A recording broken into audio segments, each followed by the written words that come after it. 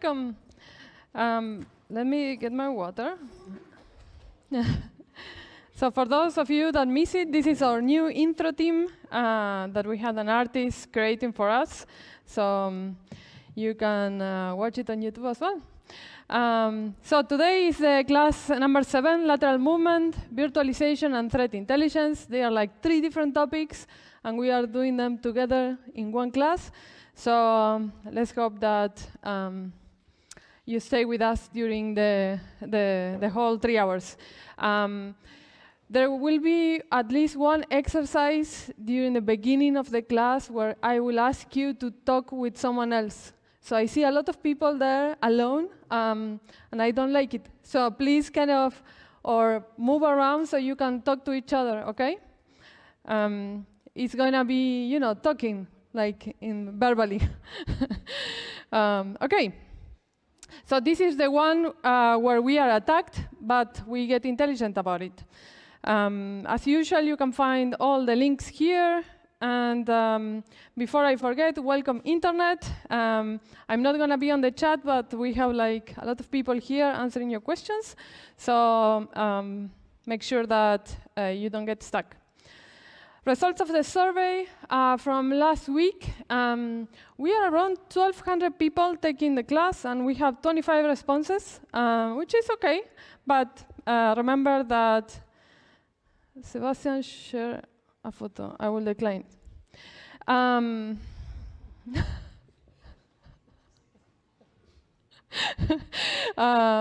So for most of you, it was kind of fine. But remember, if it was not, this is your chance to tell us, stop, do it slower or faster, OK? Some of the specific feedback was that we want to answer today is that first, regarding the CTFD for CTO students, some of you highlighted that it's kind of maybe it would be a good idea to rotate the days, not have it always on the same day. So it would give other students a chance to compete for the Pioneer Prize. And we had it in the past like this. It was changing every week. We were actually voting.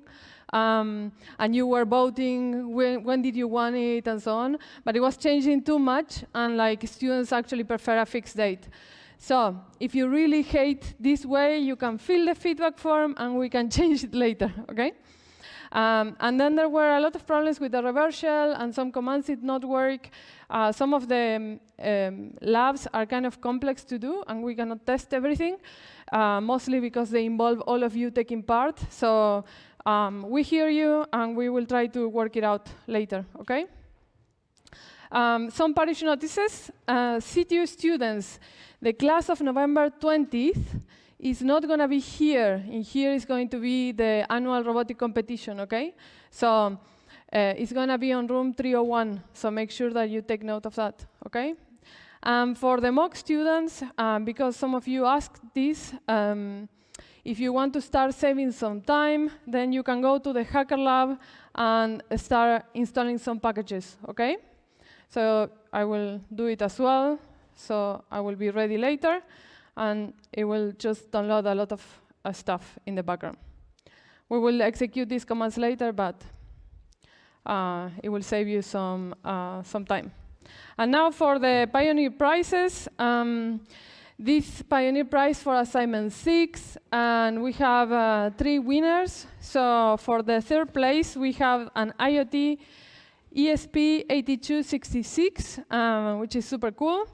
And then for 2nd place, we have a Smart Valve IMAX that you can not only plug it in your home and control it, but you can also hack it, so if you're there. And then for the 1st place, we have an Arduino LilyPad. So this is like a small wearable device that you can actually sew in your clothes and then make it change lights and so on. So it's like very nice. So who is going to be for place number 3?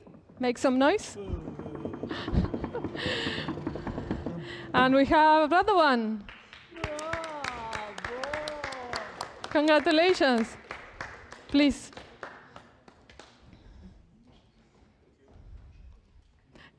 Good job.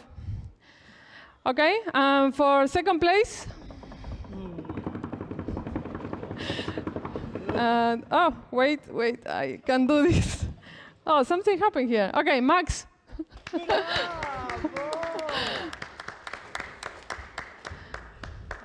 I think we...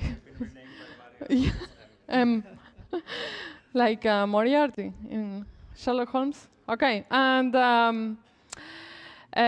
the first place is going to go to...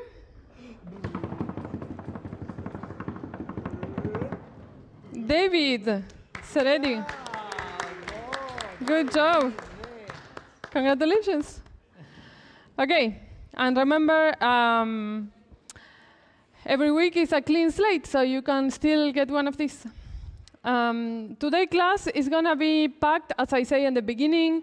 Remember, if you just arrive, some exercise will ask you to talk to somebody, so don't sit alone, completely alone. Try to find someone around you, OK? So the goal of this class is going to be like threefold. First, we are going to try to understand and learn how attackers spread through the network. And then we are going to see how to contain them, or some strategies and technologies we can use to contain them a little bit. And then how organizations can learn from what is happening in order to better defend themselves, OK? So these are the three topics. These are roughly the timings, and you can jump to them later if when reviewing the material and studying, right? So lateral movement. We say that lateral movement is a compromise of other machines in the network in order to achieve some goal. So you're an attacker, and you compromise some machine in an organization, and you have some goal, right? Like finding data, discovering code, stealing credentials, sabotaging, and so on. But you get into this machine, you compromise this first machine, and you cannot achieve your goal because you don't have access to the code, or you don't have access to the resources, or this is not your actual endpoint that you want to compromise. So what you do? Well, you are already inside the organization. So now you can try to find a way to move to other hosts in the organization to try to see if you can achieve the goal in that way. So where does this lateral movement fits in the attack chain? Anyone heard about attack chain before? OK, 2, 3. OK? So people in the industry spend a lot of time and years studying attacks. And they study one attack, and they see that, oh, look, the attacker did this and that and that and that. And then and so on and so on and so on. So some people put all this together, all these attacks, and they come up with some framework, which it has different names, but mostly is known as the attack chain. And this means that initially, attackers usually start with doing reconnaissance. And then they do initial access. And then they move to persistence and privilege escalation and lateral movement. And you can see that some of these topics we already see. So you already did some of these steps. In class 1 and 2, we saw reconnaissance, how to find computers in the network. Class 3 and 8 taught us how to do the initial access. Class 6, we saw persistence and privilege escalation. Same with, we will see a little bit on class 8.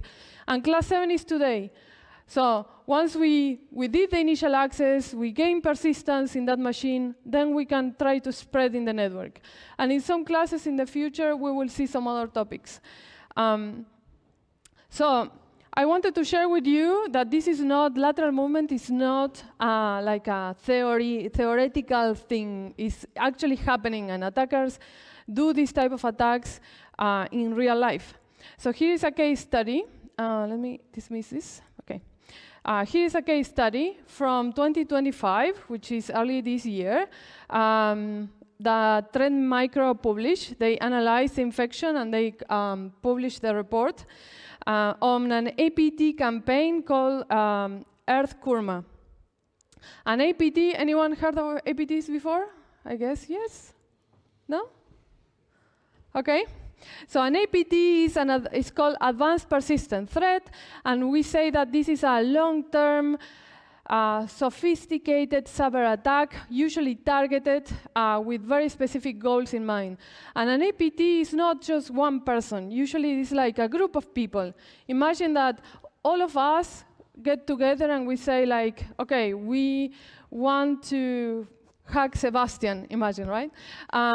So we are coordinated and we are funded. Someone is paying us for doing this. And we split tasks and like, you do this, you do that. And we have all the time in the world, right? So they can be very stealth, they can be very quiet, and usually these attacks sometimes take years to find, and sometimes they are not found. So when you see a report like this, then it's like super interesting because they were found and they could actually investigate them.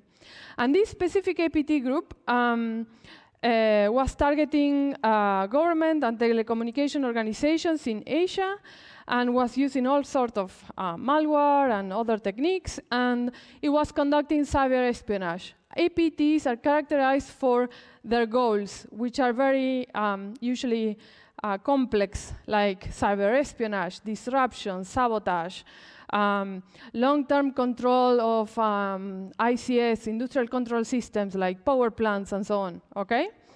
And Trend Micro published in this report the typical attack chain that they saw, and you can see that they actually don't know how this threat actor arrived to the organization. They had no idea. But then they saw that, okay, they were doing lateral movement, and they were actually using some of the tools that we will mention later, like NBT scan, and some others like Ladon, WMI hacker, and so on. And then they gained persistence and with some techniques, and then did the final stage, which was collection of information and exfiltration, which is taking the data outside the infiltrated network. And I wanted to show you specifically this attack chain because what we saw before, which is this one, is what people or experts in the industry typically see happening, but it's not mandatory. It doesn't have to go in this order. Sometimes they do reconnaissance, and then they have initial access, and then they do command and control. So it's not that you have to see all the stages. Sometimes they are not there, okay? Questions so far? Good? Somebody from the internet is asking, aren't APTs usually or often state sponsor? Yes, so it's a good point. Are APTs state sponsor usually? State sponsor means that a government, let's say Argentina, the Czech Republic, or something, is actually paying these groups to conduct the attacks. And this is usually is very common, but it's not really. It's not really proven. There is suspicions that this is happening, and there are some cases where it happens, but we cannot generalize completely and say like all APTs are funded by governments. There is like a lot of things that are unknown still in this area. All right. So what are some of the common techniques used for lateral movement? One of them you already know, brute forcing, right? You were doing brute forcing? Who was using brute forcing? Okay, your hands work, so great. So this is trying credentials one after the other, right? Until you find an access that works. This is fairly easy to execute, right? We saw this in the first classes of this year, but it's also very easy to detect. Can anyone say why is this attack or technique very easy to detect?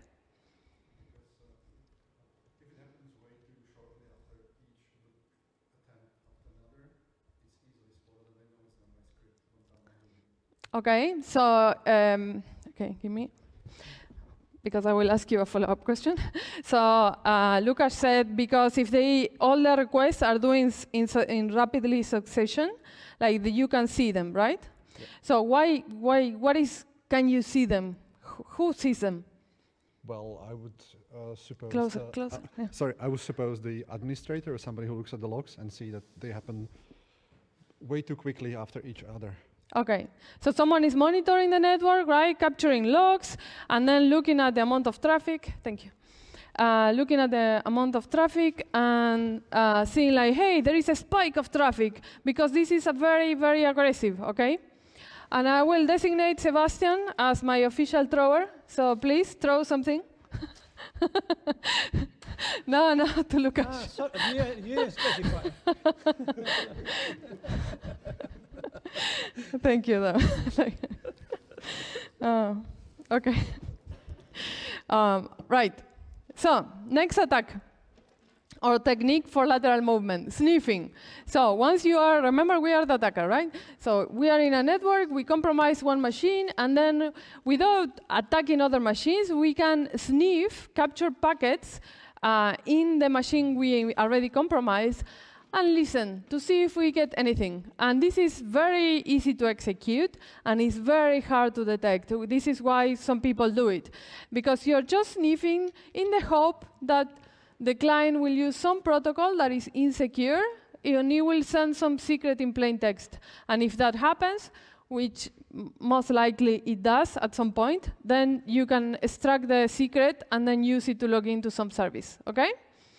Then the next technique is man-in-the-middle attack, where we get into the middle between the server and the client and try to kind of capture the communication between these two in order to also steal secrets. Yes?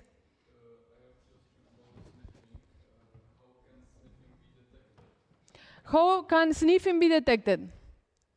It's very hard because there is something running on the client machine. So for instance, if you are monitoring the network, you will not see anything, right?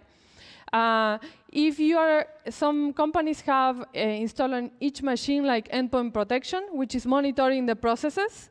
And then if you are, for instance, a doctor, and you're using your machine, and you have this endpoint protection that is looking at the processes, and you see Wireshark open, right? And then you can flag it.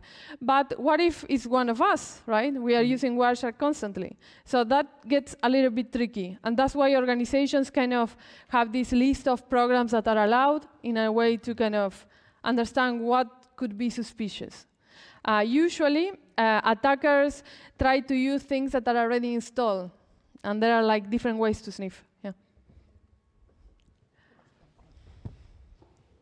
Yes. Throw.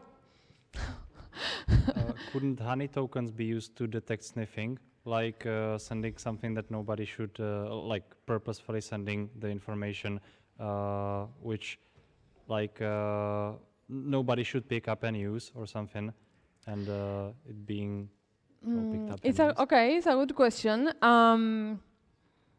If you are the defender and then you are purposely sending on the network some fake credentials, then if you see them used, that could work, yeah. I don't think people is doing that, but it could be tried, yeah. You can actually try it on the CTU network. Okay, Seba, throw. Oh. Okay, we're good? So, man in the middle. We get into the middle between the client and the server in order to find secrets. It's fairly easy to execute. It really depends on the service. We will see some examples later. And it's fairly easy to detect because you are actually like getting in the middle. The client is not actually connecting to the authorized server. Then we have poisoning attacks, in which it's a little bit different than the man in the middle, but we modify the responses to some protocols, and we make believe the client or some target some fake data. Like, for instance, we will see later, but hey, I'm the new FTP server, connect to me, right? And because of some protocols, how they work, then this kind of poisoning works, and then the user can connect to you. This is also fairly easy to execute. There are a lot of tools that do this, and then it's also fairly easy to detect because we are actually poisoning, sending poison data. And then there are like two more that we are not going to see today, but I would like to mention them. One is exploitation. Of course, if you are already, remember, attacker, I'm inside the organization, and then I see that there is an FTP server. I know it's a vulnerable version, and then I can exploit it and then gain access. This is hard to execute and it's hard to detect. Can anyone tell me why this is hard to detect if I'm actually exploiting the server? And I have a question from the internet too. Okay. Can I wait? Or yeah. Why is this exploitation hard to detect? If I'm monitoring logs, if I'm like capturing data, someone is actually sending an exploit to the server. Why is it hard to detect?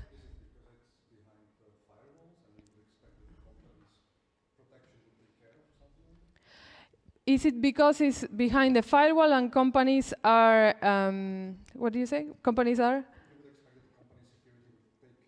Company security will take care of it. No, because I'm already in the organization. And the organization wants me to use FTP server, imagine. Or web server or something. Yes? Because repeat it. Yeah. So the answer was because you don't know there is an exploit. In a way, yes, you don't know there is an exploit, but you can expect some exploit, right? You can assume someone will attack you. Is not the answer? Anyone? Yeah.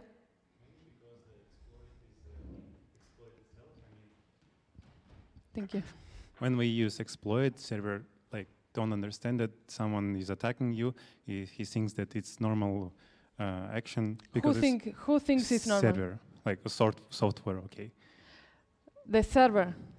Yeah, you using this exploit, and he doesn't know about this exploits, so he thinks that you actually do something like normal. So definitely the service that is being exploited, it doesn't know that you're trying to exploit it, so that's why it works. But no, it's hard to detect because imagine you have a server in your company with data, and you want your users, your employees, using that server to get data. And then you have 10,000 requests per hour to use that server. How can you differentiate which one is normal from which one is malicious? It takes a lot of time and effort and people analyzing to actually identify oh yes, this is a malicious request. So it's very demanding to actually identify it. Okay, I have to configure this. Yeah, question from the internet. Yes. The question was, doesn't it take administrator rights to capture packets? Is the NIC needs to be in promiscuous mode or something? Mm-hmm. So sometimes, yes, it depends on the computer that you're compromising. Sometimes, if you're lucky, you get a user that has rights.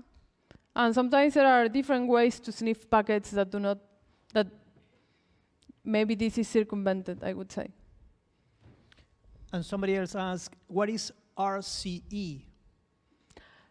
Yes, RCE is remote command execution. We already saw this when we were doing the Apache vulnerability exploitation, remember?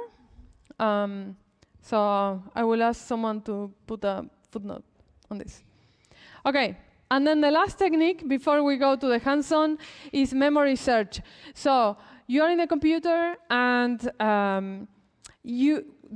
this is hard to execute, but it could be possible to scan the memory of the computer because there is a lot of cache information. So a lot of applications put secrets into memory, and then if you are lucky, you can get not only, sometimes not data in plain text, but maybe you get a hash to log into some place, and then you can use that hash with techniques like pass the hash against a service, and then that works. It's a bit complex to do, and it not always works, and it's very hard to detect because everything that is kind of happening in the client computer is a little bit harder to detect than when you are attacking someone else. Okay? So from these techniques, we are going to see today the first three. We might explore, and we already see a little bit of exploitation already. Are you ready? Okay, so first hands-on exercise. Remember that for this exercise, you will have to talk to someone. So if you don't talk to someone and you are sitting alone, it's not good. Okay, so you have time to move. You've been warned, and I can go and talk to you because I'm seeing you. Okay, so the first hands-on exercise is going to be an example of sniffing. And you have this animation here where the FTP client talks to FTP server, and then the attacker comes in, and then it compromises the FTP client and starts capturing packets, right? Look at the nice box, all packets going there. And then one of those packets might happen that it contains plain text secrets, like username and password. So the attacker can use those secrets to actually move laterally to the FTP server. Yeah? Did you get it? Could you explain it to someone else? Yeah? Okay. So, in this scenario, what we did was to capture this pickup file, and now we are going to give it to you to see if you already know how to analyze a pickup file, right? So we are going to give you this pickup file, and you will have to see if you can find any secrets in there. Yes? I can't really imagine how the attacker would get there when he's like out there on the left, right, in the internet. Or does he enter the building physically? Well, we are not talking here initial access. We are assuming this compromise, but this can happen in, imagine, like you infect a computer with malware, you have physical access to a machine, you trick the user via social engineering into installing something that gives you access. Like there are like different techniques on how to get the initial foothold. Yeah. Yeah? Okay. So we are going to share with you the pickup. You can download it on your command line in your Dockers with this command. CTU students can you can already have it there. You can download it, or you can copy it or read it from CTU, the Docker data class 7 sniffing FTP pickup. And or you can download it in your computer, like in your actual browser. You copy this URL, open the browser, paste it, download it, and use Wireshark to analyze it. Okay? I will give you, this is a very quick example. So I will give you 3 minutes to try to find the credentials, okay? If you can find. Okay? Go. Mock students are asking where are they chatting? With whom are they chatting? I guess in the CL. Yeah, they will have to chat later. Yeah. Not now. Not now, yeah. Internet, I will ask you to chat on Matrix after these 3 minutes. I will tell you when to chat in Matrix about this exercise. Okay, 3 minutes.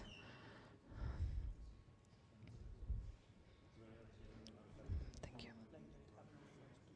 I know. Yes.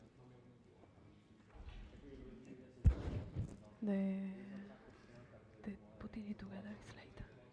I make them first.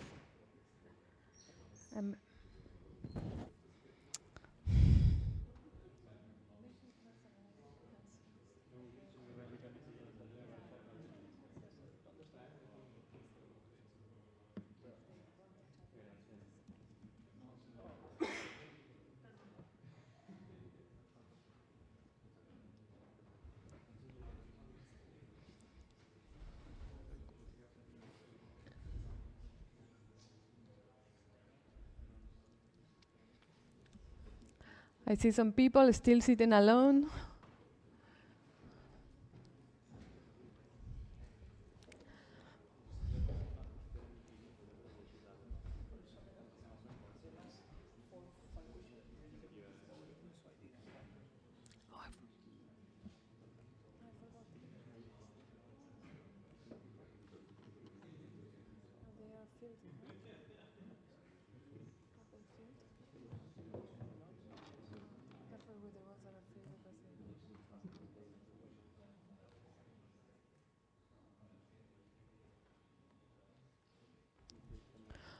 Okay, did anyone find the credentials?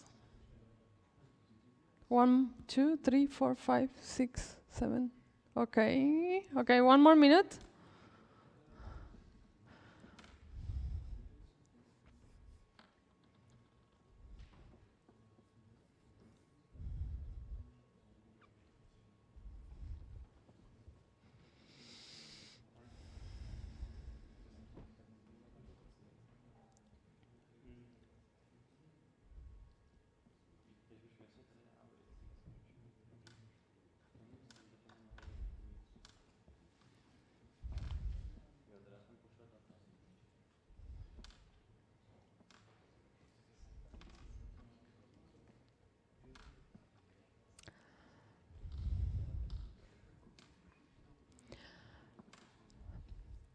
Okay, let's hope you found something.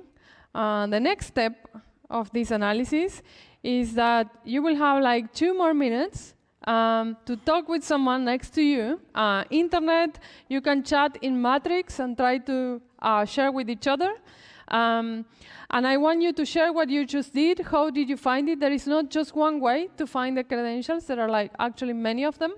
And I want you to share what credentials did you find, just to make sure you found the same. And I want you to discuss a little bit, why did you see the credentials? How could this have been prevented? And who could detect this activity in the network? Okay? So let's take 2 more minutes, and I want to hear you chatting.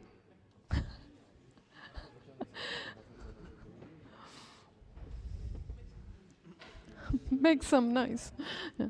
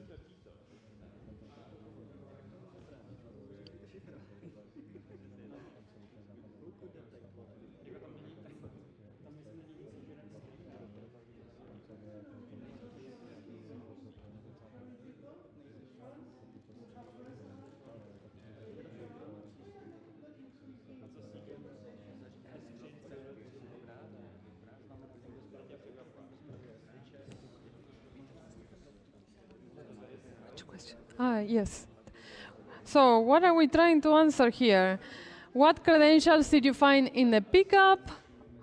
Why they were visible, and how could this have been prevented? And who could detect this activity in a real network? Okay. So let me show you how we do it in Wireshark, and then we can answer the questions a little bit. Okay.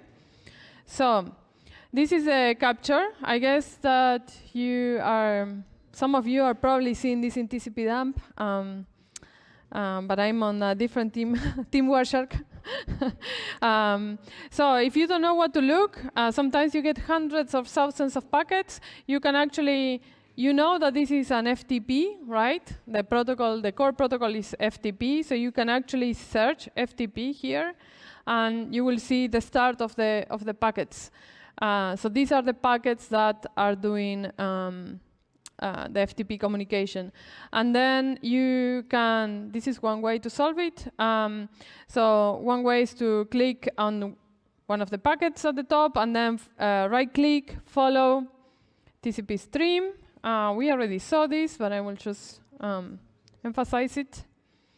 And then in here, we see that we have the protocol here, right? The software, the version of the software of the server, and then we have user Pepito. Okay, Pepito made an appearance, and then the server is asking us for the password, and then the client is sending the password, which is secret. Did you all see this? Yes. Okay. Another way to solve it, did someone else solve it in a different way? I just filtered FTP. Sorry? I just filtered FTP, and it was on the 2nd and 4th line. You just put FTP, and then, of course, you can see here. Great. And then you can also do like Control F, and then you can, you see here that you can search for packet bytes, and then you can search strings. And then you can search here user, because we know that there is a user in FTP, and then it will jump into the packet that that has this value, and then we can actually see the password. Okay, so there are like different ways on how to get to these credentials. So.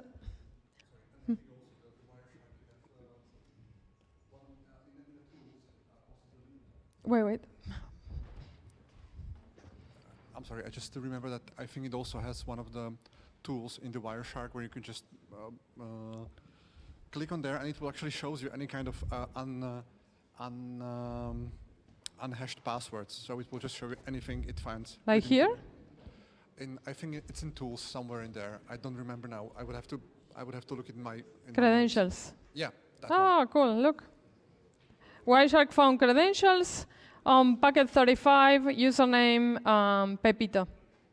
It doesn't show us a password here. I don't know why. But OK, at least we know some credentials. Cool. Thank you. I didn't know that. Any questions? Before we put the questions together, let me close Wireshark. So those are the credentials we found in the pickup, right? Why they were visible? Why did we actually see Pepito secret? Why did we see the actual text? Right? We already saw that, yes. Do you want to throw? Thanks. Because it was not encrypted. It was not encrypted. Why it wasn't encrypted? Because it was FTP and not SFTP. Okay, great. So we are using FTP. FTP is a protocol from the 70s. There was not the need, thank you. There was no need for the encryption in that moment. Everything was plain text, Telnet, FTP, and so on. So this version of the service is not using encryption. So some of you will say, like, well, there is secure versions like secure FTP, SFTP. But this is outdated. No one is using this anymore, right? But with the we will see later, but with Docker containers, now you can actually download a container for FTP and then just put it on the network, and it might not be SFTP, right? It might not be secure. So this can still kind of be back and be present. So how could this have been prevented? By using a secure version of the protocol, okay? And who could detect this activity in the real network, like the packets? Who can actually see? Can we see this username and password in the network?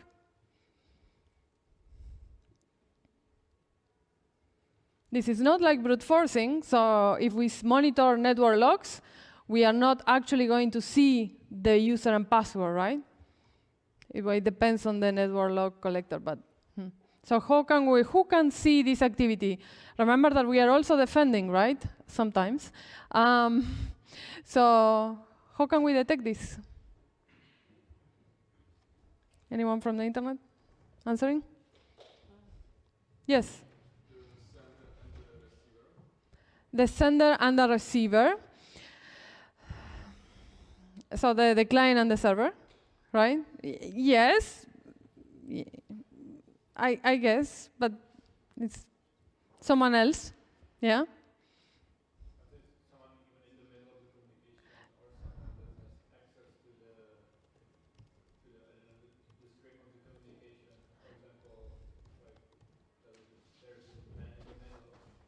Mm-hmm.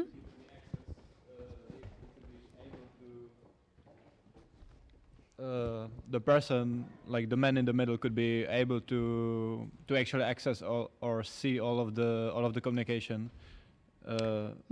Yes. So if you're an attacker doing man in the middle, yes, you can see this. But you are already compromised a machine and sniff the credentials, right? So you're not actually man in the middle anymore. And I think your employer wouldn't want to man in the middle you as well. So yes, maybe other attacker could see this. Yeah. Yes. Doesn't this depend like even on the physical layer, or like because on the Ethernet everybody on the same like segment would see all the communication coming for that segment, but and also like if the infiltrated device is some network, like networking device, and the communication was passing through it, then also there it would be seen, but I think on the Wi-Fi it wouldn't be, like if only both of them would be connected to the same access point. Okay, that was a lot of answers. So let me see. So if you infect a device in the network or someone is having access to all the traffic, you can probably see it. If you're monitoring the switch, getting a copy of the packets, yes. Companies usually cannot store packets long term, like a lot of time, and it takes a lot of storage.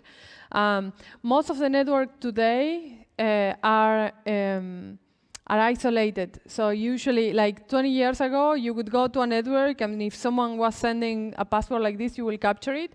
Today, it's a very rare. But if you are doing some sort of traffic monitoring, then yes, you can detect this activity. You can do traffic monitoring of packets in the server to try to see if there is some, or in the middle in the router, and then you can try to see this activity. It's not trivial and still a problem. So this is kind of open for discussion. Okay? Any questions? Question from the internet. Yeah. I didn't get if you said that you could not monitor the local network. So it's very hard to monitor the local network. Yeah. Yeah, to the internet. Yeah, sorry. Internet, hello. So can you repeat the question? Yes. I didn't get if you said that you could not monitor the local network. That's the question. Yeah. So it depends on how you monitor the local network. You might be able to see this or not. If you are the company and you are actually on purpose having the setup, you can actually see the packets, and then maybe you can see this. If you have network flow collectors like SIG, then you might be able to get specific logs for this, and then you can actually detect credentials being leaked. But it's not that easy because most local network monitoring is logs, and like Cisco logs do not have like this data in there. It's just metadata. Okay? Okay, so are you ready to go to hands-on number 2? Before continuing, the takeaway of this is that sniffing still works if you have access to the same network or you receive mirror traffic. And of course, it's not very common to see it today, but it can still happen. And mostly if you use unencrypted protocols. As I said before, we cannot take these protocols as not existent anymore because Docker and IoT devices and all sorts of new smart devices bring all technology back to life. So you always have to monitor, and the takeaway is that you always should check if the protocol version that you are using is secure. All right? So the hands-on number 2, we are going to do an FTP man-in-the-middle attack, okay, by using ARP cache poisoning. So we will actually mix 2 techniques. We will do the ARP poisoning in order for us to do the man-in-the-middle, okay? So we will force the attacker to get in the middle between the client and the server, and this is how it's going to look like. So hopefully you can read. So we have a user, which is Pepito. You already know him. And we have the FTP server, right? And we have some network diagram in there. And then Pepito wants to know where the FTP server is. So he says like, hey, who is this FTP server? And this is typically done through ARP requests. And so most of the time, these are broadcasted. So they go to all the hosts in the network. And the attacker in here plays a crucial role because he says like, hey, Pepito, I am the FTP server. Trust me. And here is my IP. So go ahead and log in anytime that you want. And then Pepito suddenly says, like, yes, of course, I want to go to the FTP server because that's what I asked for. Where were you? So I will access FTP server, and here is my username, and here is my password. Okay, that's number 3 here. And then the attacker says, like, okay, cool, yes, I receive it. And then the attacker is the one that talks to the FTP server, saying, like, I'm Pepito, here's my username and password, give me some data.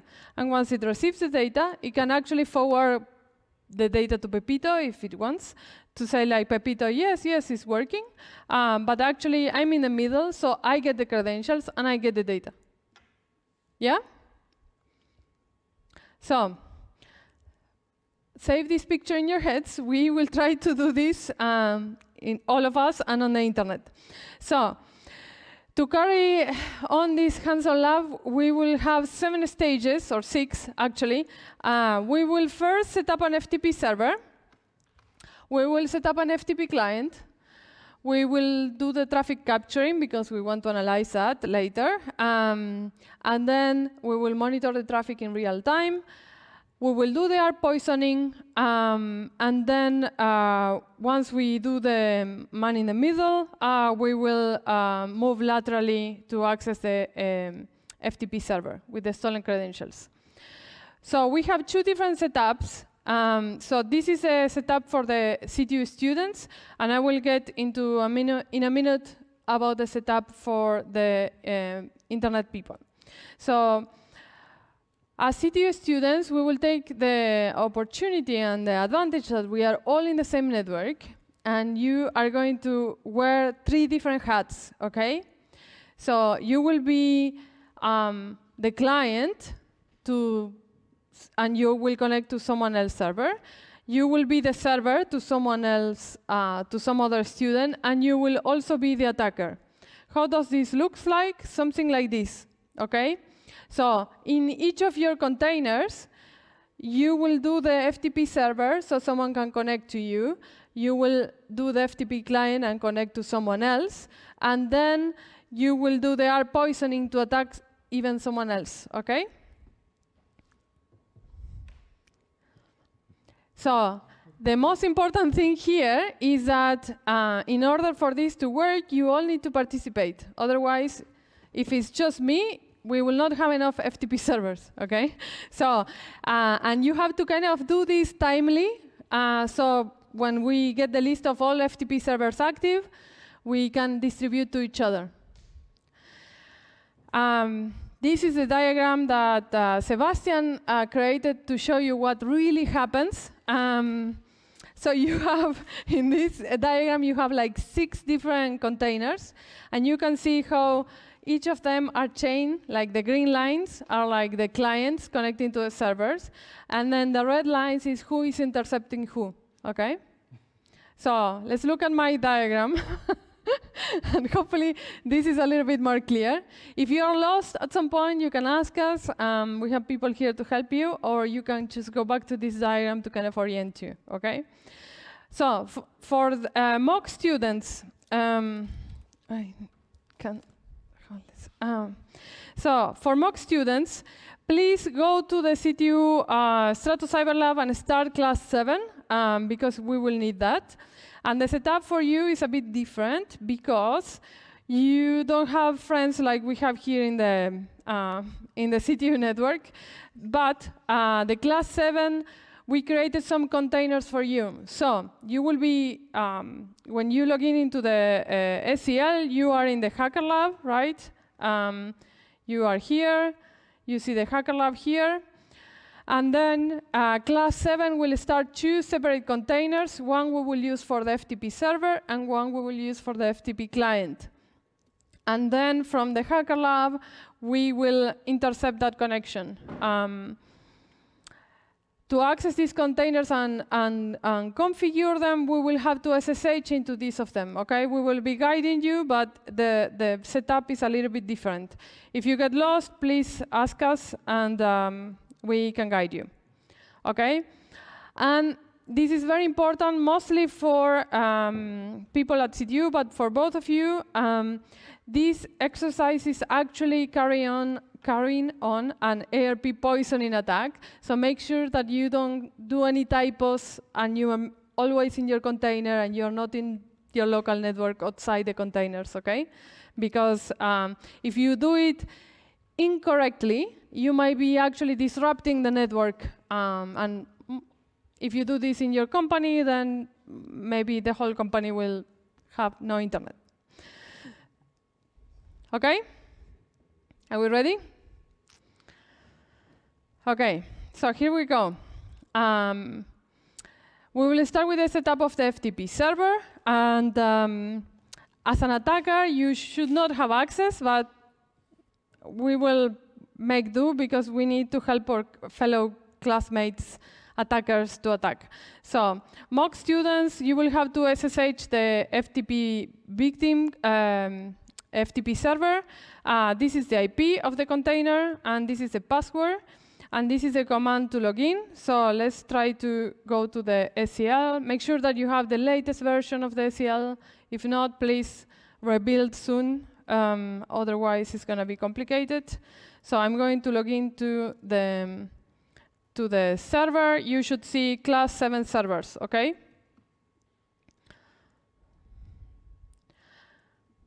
And now, for both of you, CTU students and mock students, we will do the same steps.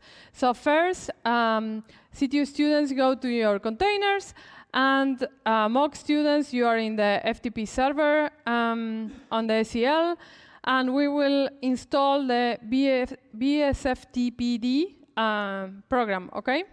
So I will go here to my container, and I will install the service. I will go to the SEL, and I will also install it.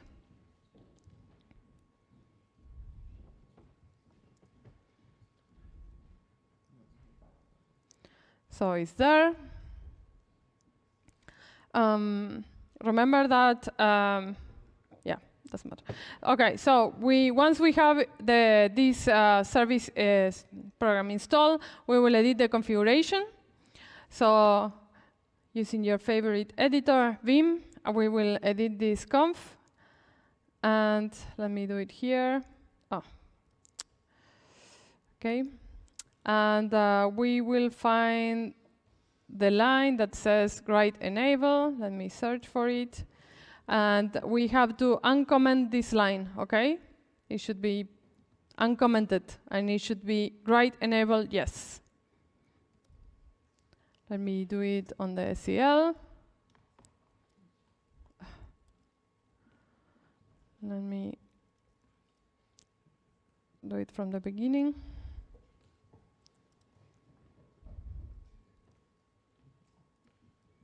Write enable, yes, okay. Now, once we modify the configuration, we have to restart the service. So we will restart the service with this command, which is etc init.d bsftpd restart. And it was not running, but now it's starting, okay? So I will do it here as well. Okay, I will do it here as well.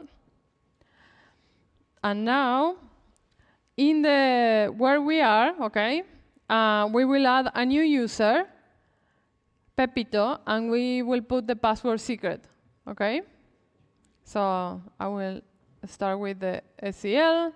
I will add a user Pepito in the server, and I will change the password to secret. It shouldn't throw an error.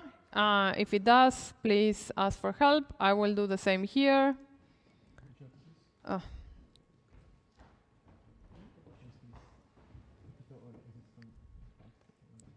I have some alert here because it says like, oh, its password is shorter than 8 characters, but the password was actually changed. So it's fine, okay? So you can ignore this, warning. Okay? So now we will switch to Pepito user because we want to create some file there to be exfiltrated later. So let's change to Pepito. You can do this in your Dockers. In the Pepito home folder, okay? And in here, once I'm Pepito, let me do it also in here. I will store some string in this file in Pepito home folder, okay? So we go there. And I will store this line. They don't know that we know that they know in Pepito secret.txt.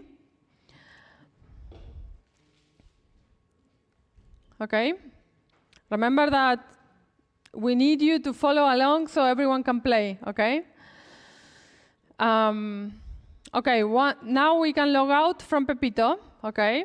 We will log out in the SEL to Pepito, and we are still in the class 7 servers, and we are going to log out from the CTU Dockers, and we are back into our container, okay?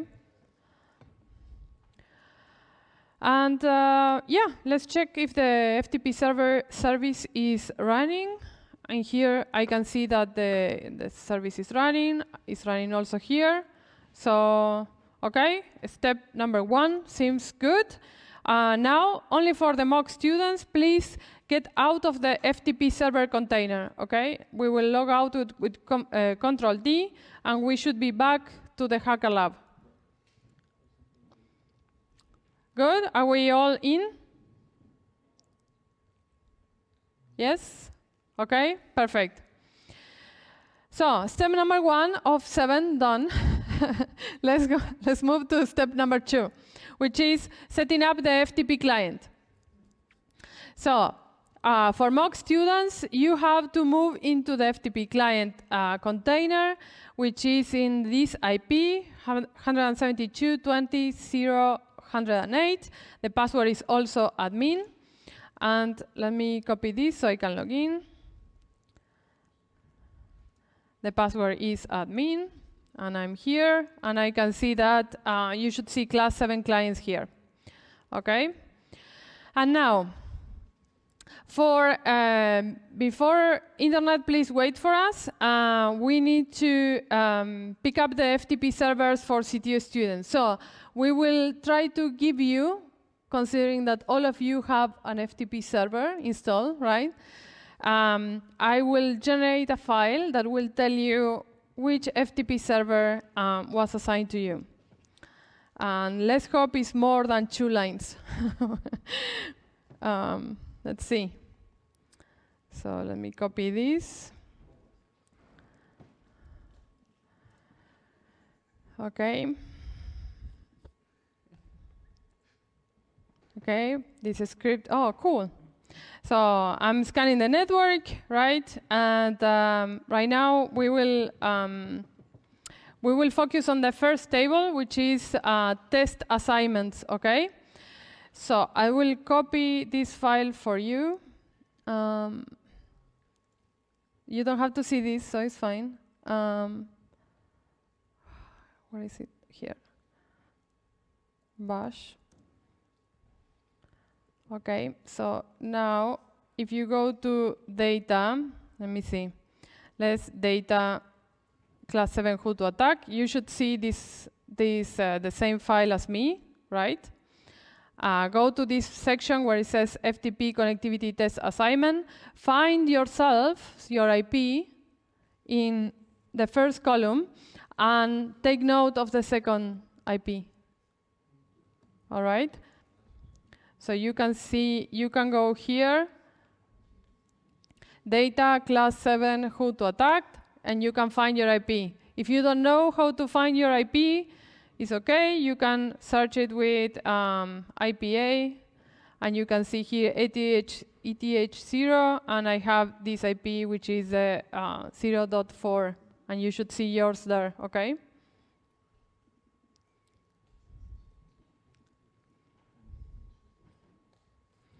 For internet students, your FTP victim So FTP server IP is going to be this one, 172.20.0.110. Everyone here got the IP? Yes? Yes. No, I'm lost. Remember that we need each other, okay? This is a collaborative exercise. Okay, I will search myself in here to see what. Okay, let me do this. I will try to find me to see where I was assigned to, and oh, what is going on? Oh, here. Okay, so I see that the IP that is assigned to me is 42. I don't know who you are. I guess good news. I will put it here in a comment so I can remember it. Okay? Any questions? Okay. So the next step, we are going to try to test the connection to the FTP server. Remember, people on the internet, you should be on the class 7 clients, okay? So we are going to create a new TMOX session that we are going to call FTP client. So this is both for CTO students and for MOOC students. So I'm on the new TMAX. This is the FTP client. And in that TMAX, I will install the FTP client because I don't have one. So let's do that. I will also install it in the CTU container. Okay, seems it was installed. Okay, perfect. And now we are going to try to connect to the FTP server that we were assigned to using the username Pepito and password secret, okay? Because we created this user, we know the password. We will later see what we do if we don't have the password. So for connecting to the FTP, I will have to do this command and replace this part here with the IP that was assigned to me, okay? Yes? To you, assigned to you. Okay, so I will do it first in the SEL. And the IP of the SEL, I have it here, is the 110. And I have here that the login was successful. So, okay, good. And now I will do the same, but with the IP that was assigned to me on the container. Let's hope that my IP, which one was it? Okay, I have it here.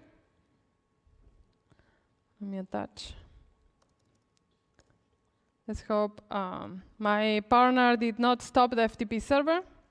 Okay, login successful. So you should all see this. Yes?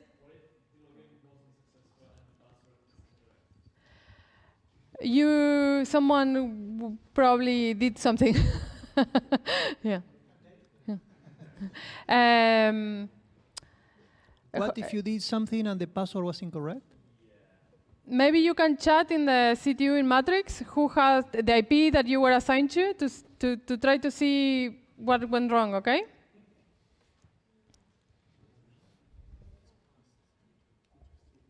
Okay. Okay, so now we are most of you are in the FTP server, like you log in successfully. So you can do ls, and you can actually see some files in here, right? We created the secret file. I will do the same in the CL. And ls. And I also see the secret here, okay? So we can see files. How do we get a file from the FTP server to our container as a client? And we can do get. We can get the name of the file, and then we actually transfer it, okay? So I will do the same on the SEL. And I transfer it. Then you do Control-D to log out from the FTP. And then you can see the content of the file, which is a secret. And I will do also, you should see this, okay?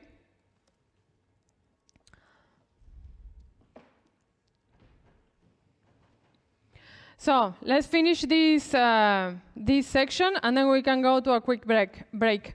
So because we will be poisoning the cache of the client, we can save the ARP table in case we want to see it later.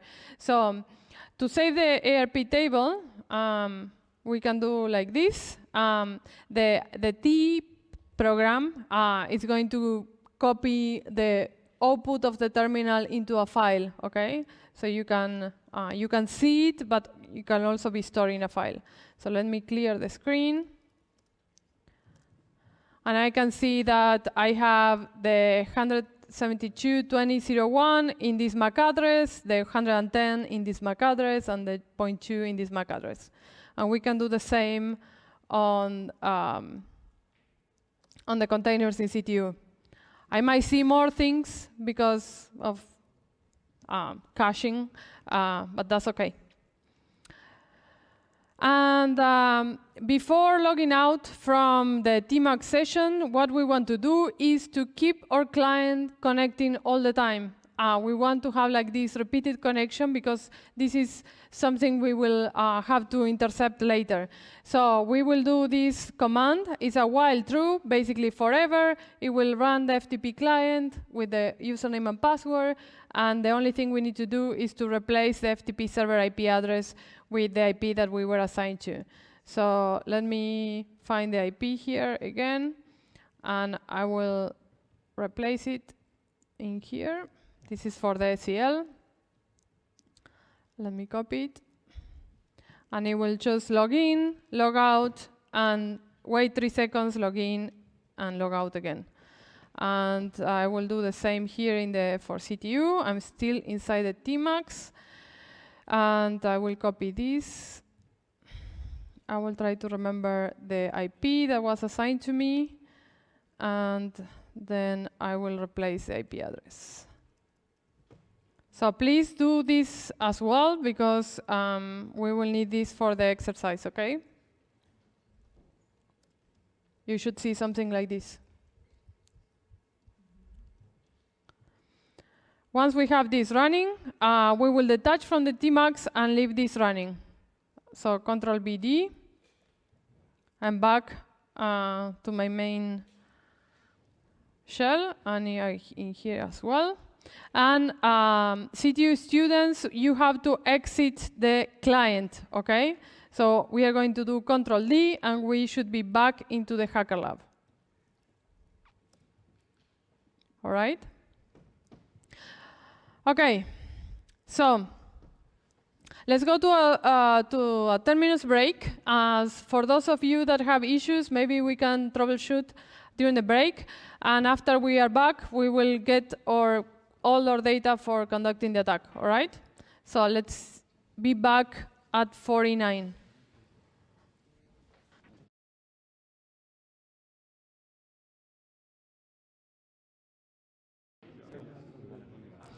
Okay, let's continue. That we have still like a lot of stages to do. So the next step here is going to be to try to find some pairing to know which client and victim, server and client we are going to attack. So for the internet, mock students, you already have these IPs, so please remember your FTP client is the 108. You have it here on the screen. The FTP server IP is the 110. You can see it on the screen, okay? Every time we talk about files being shared and copied, it's not for you unless I tell you. So these are the only IPs that you should be considering for this exercise. Your victim FTP server is already, I have it here, client. FTP client is already being connected to the FTP server because we left it in a loop, remember? So that's fine. Just take note of these two IPs. For CTU students, we will use the program again. I already ran it in the break, and I uploaded a new version, but we will focus on the second part of the second table, the last table. It looks something like this, okay? And these are the two IPs that you have to take note. These might be different IPs than before, okay? So these are the two IPs that you will be attacking or getting in the middle.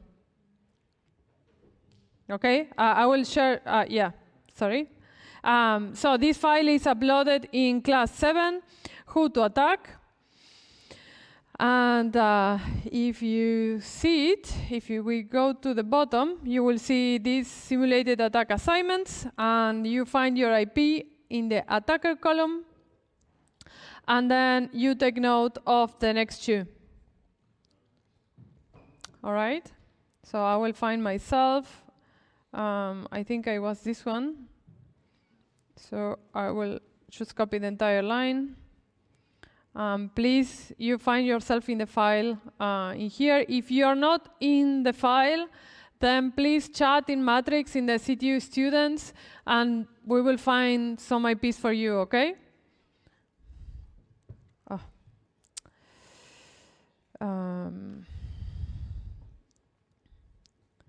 Let me find myself again. So I have it here. Okay, so this is me, and for me, and this is my client and my server, okay? So once you all have the IPs, we are going to do some hacky, tricky thingy, so we don't have to type them all the time, okay? So this is don't do this at home. It's very nasty, but it will save us some time so we can all avoid mistakes. And this is for both of you, CTU students and the internet, okay? Mock students. So you are in the Hacker Lab for mock students, and CTU students, you're in your Dockers, and we will save this IP for the client, FTP client, and FTP server. We will save these IPs in the bash RC, so we can actually later say, like, hey, give me this FTP server IP, and it will just replace the variable with the IP, and we don't have to type it. So we are going to edit the bash RC. Okay, I will do it here, and I will do it here in the same time. I will have a hard time remembering this IP, 36, okay. Let me copy it. And, okay. And then we will add a new line on this in this file that is going to be FTP client IP, okay? So I will copy this part, FTP client IP. In the SCL, I will go to the bottom. You can do that by just typing the arrow down, or you can do Shift-G. And then you can do lowercase o for a new line. And I will do this. And for the SCL, my FTP client IP, I have it here. So it's going to be 108. Okay, and for, let me see, 36. So I will have 172.20.036. Okay, we are still in the file, and okay, and we are going to do another new line with the FTP server IP. Okay. So I will do another new line, and I remember, so it's 172.20.0.110. Okay, and I will save. And for the CTU, I don't remember, so I will have to get back to this, 38. Okay, so I will do this. Server IP, and I will put 38. Okay, so you should have these two variables in your bash RC. If you don't have this, it's going to be a bit complicated to replace everything. So we'll save and exit. You can do that with Shift-Z or :WQ or :X or ask for help. And now we have these two variables in our bash RC, but they are not there yet. Like for us to use, we need to reload the bash RC configuration. And we do that by doing source bash RC, okay? You have the command here, source curly brackets bash RC. So this kind of reloads the configuration and makes these variables available for us. We can check that this is working by doing this echo, which is how we can reference these variables. All right? So if we go to the SCL, we can do the echo, and we should see the correct IPs. And in the CTU Dockers, you should see your IPs here. Okay? Yes? Good. All clear? And that's it. We have the FTP client and server ready to attack. So, because this is a very disruptive attack and something can go wrong, so it's always a good practice to capture the traffic to make sure that we see it. For CTU students, this also means that you have a pickup to analyze and study from for the exam if you ever take it. So, and for online students, the same thing. Analyzing pickups is super cool, so you are going to be creating your own. So the first thing that we need to do is to make sure we are not in a Tmax, okay? If we paste this, which is a variable that Tmax uses to know, to broadcast that some Tmax is being used, you should see here something empty, okay, if there is nothing. So if you see nothing, it's good. If you see something, please detach from the Tmax, otherwise it's going to be hard. We will create a new Tmax session that is going to be called capture, okay? And we are going to start capturing traffic there. I will do the same for CTU. I'm in the Tmax, so if I do echo Tmax, you should see that I'm on a Tmax, so that is good. And this is a TCP dump that we are going to run. I'm not going to explain it because you already know, you did this several times. But this is where the pickup capture, we are going to be storing it, okay? TMP poison capture.pickup. And in here, we are going to be using the IPs from the variables that we just store on the bash RC, okay? So this way, if you didn't store the variables, you have to replace this with your IPs by hand, which is horrible. So I will start capturing traffic. Okay, I know this because I already have it. Let me do it again. Okay, it's capturing.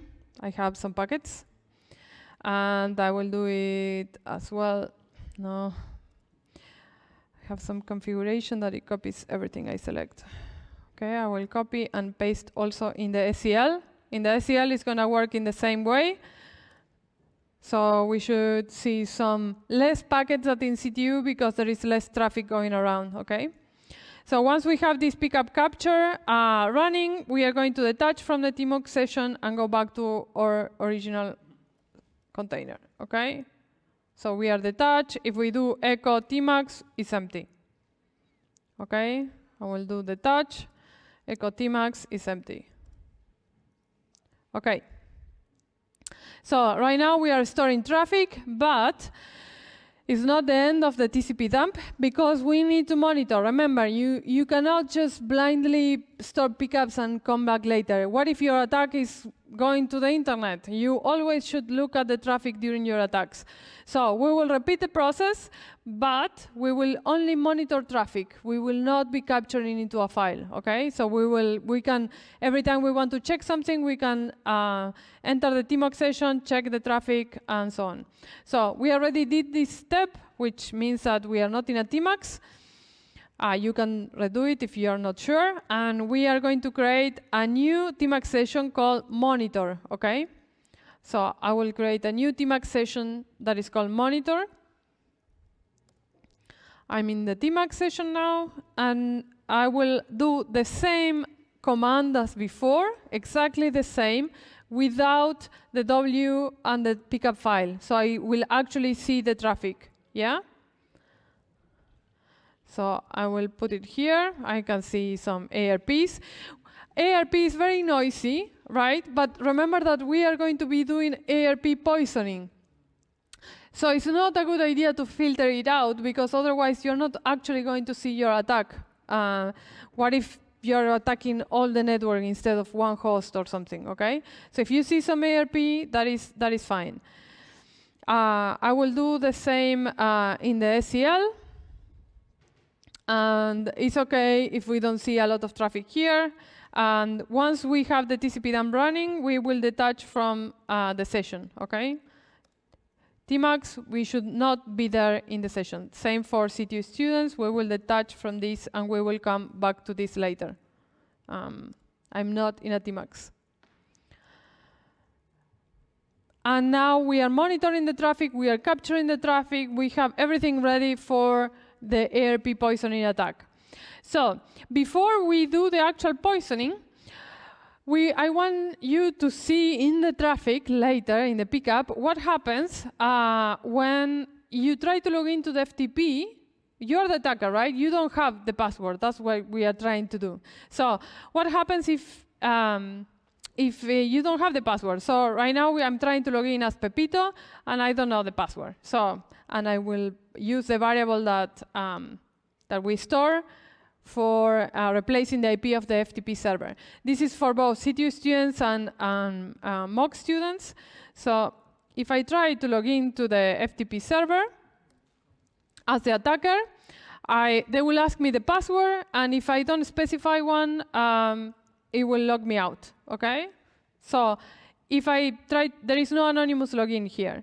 The same for CTU students. It's asking me for a password. If I do nothing, login fail, right? Some of you over there already saw this before. So hopefully you got it. So because this is us, the attacker, and we don't have the password, we will actually do the ARP poisoning attack to do that. And there are two types of different, there is two types of ARP spoofing or poisoning. One is ARP reply spoofing, and the other one is ARP, which is unsolicited ARP replies, and the other type of spoofing is a gratuitous ARP replies. So if we see the diagram, it's going to be a bit more clear. So on the one on the yellowish background, this is an unsolicited fake ARP reply technique. So we have the attacker sending an unsolicited reply to the server. The client never asked for anything, but the attacker is sending, yeah, the FTP server is here, okay? And because the client doesn't understand, it will just say like, okay, cool, I will store this information. In the gratuitous ARP reply, let me see. So the client is actually sending a request, and the attacker is actually targeting the server, saying like, yes, this is my IP and I'm the same as the server. I'm not sure if that was clear. I will try to clarify if it was not. So in both cases, the end result is that the client is updating the cache to point the IP to the MAC address of the attacker. So every time it will try to connect to FTP server, it will not go to real FTP server, it will go to the attacker. Okay? Do you want to clarify? Was it clear? Okay. All right. So we will do the first technique, and we will use the tool called ARP spoof for this, okay? So if you are not in a TMAX, both CTU students and MOOC students, we will create a new TMAX session called Attacker. So let's go do that. Remember that we all need each other to get attack and attack. So please follow that. We will install the DSNIF. Let me do this in the CTU. I forgot. Okay, I'm in a TMAX session now. I will install these packages.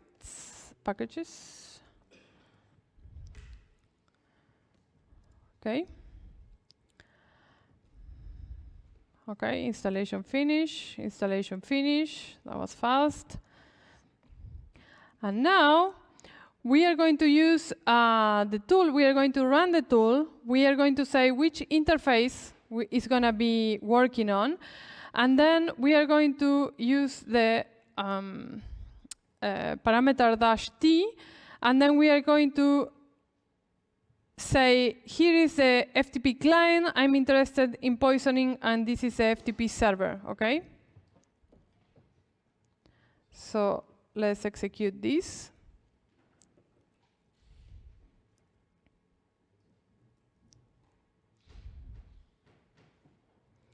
And we are sending replies. I will do the same in the CTU.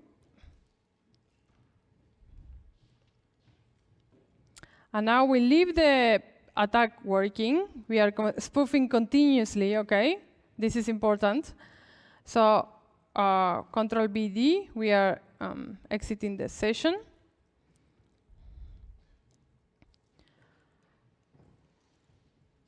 And we are going to go to the monitoring TMAX to see if there is something happening, okay? I can see some packets going from, oh, there is some FTP going on. What about here? Okay, I see also some traffic. Okay. We see FTP packets.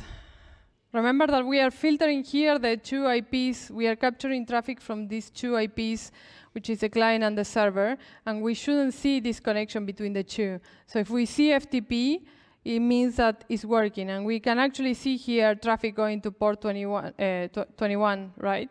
So we see here the quit. We see here some other traffic. I think I saw Pepito somewhere. So we are going to check in a minute if we actually got any secrets.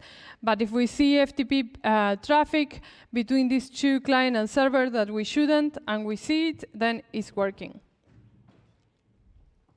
So let's exit the TMAX of the monitoring. We should be back here in the Hacker Lab. We should be back here in our container. And let's try to see, you have the pickup here, TMP. Let's try to see if you do strings on the pickup, if you can find the credentials that we sniff. Okay? Did you? Already done? Okay, some of you, yes?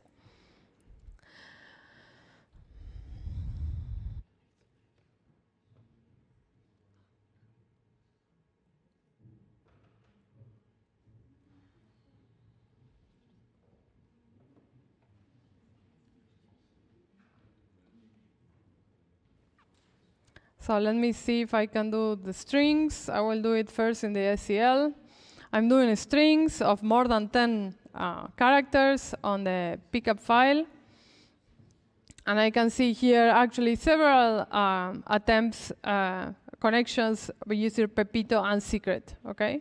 And I will do the same in the Docker from CTU, and I can see user Pepito and secret.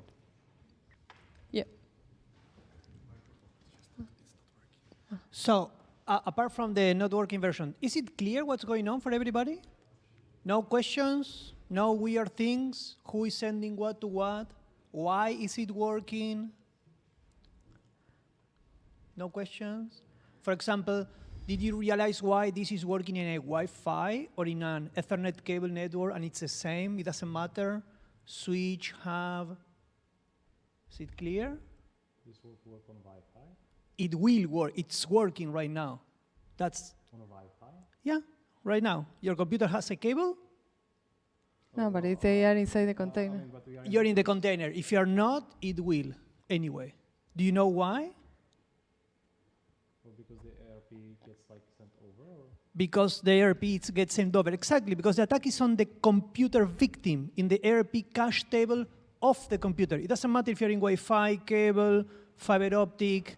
It's not about the technology in the middle, router, switch, hub. It's about the victim computer that believes the server is in another Mac. That's the whole magic, right?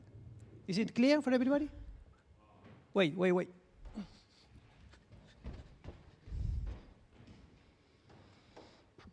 How can we defend such attacks? Can we like filter the ARP packets that has like weird IP address that we don't expect to have, or is there like any defense for it? If there is any defense, yes. To know the defense, first you need to realize why this is happening, why you don't have the ARP cache fixed with the MAC of the computers and that's it, right? Because the problem here is that the ARP cache is being deleted every something like 2 minutes. Your computer is forgetting all the relationships between MAC and IP every 2 minutes, and why? Is it a mistake? Are we stupid, right? Like, why are you forgetting? Just can you remember, right? And the thing is that computers move between networks. You go home, you go to a coffee shop.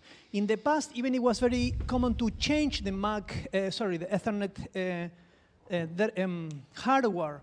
So you need to all the time be asking who is whom to keep the dynamism in the network.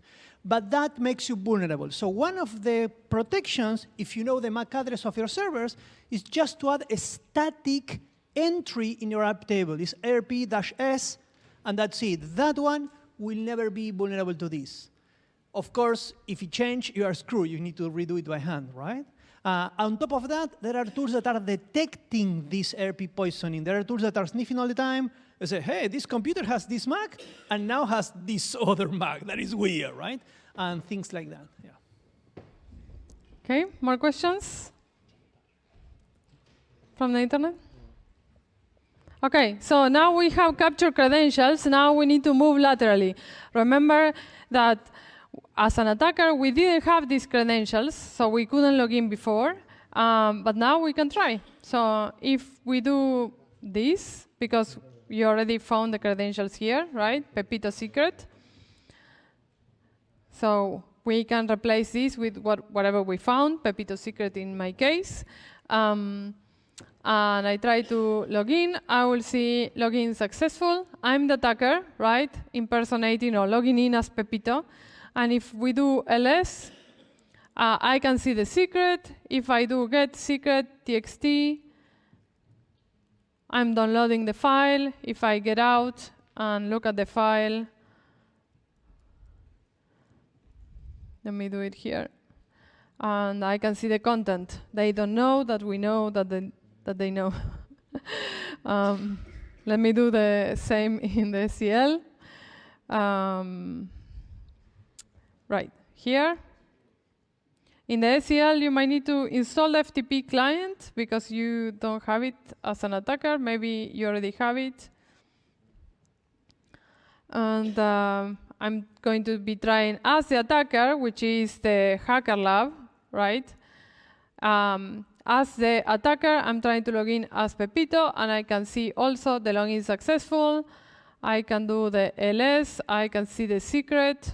I can do the get secret, log out, cat secret, and I can see the message from the data that belong to Pepito, but I'm not Pepito. I'm root at Hacker Lab, okay?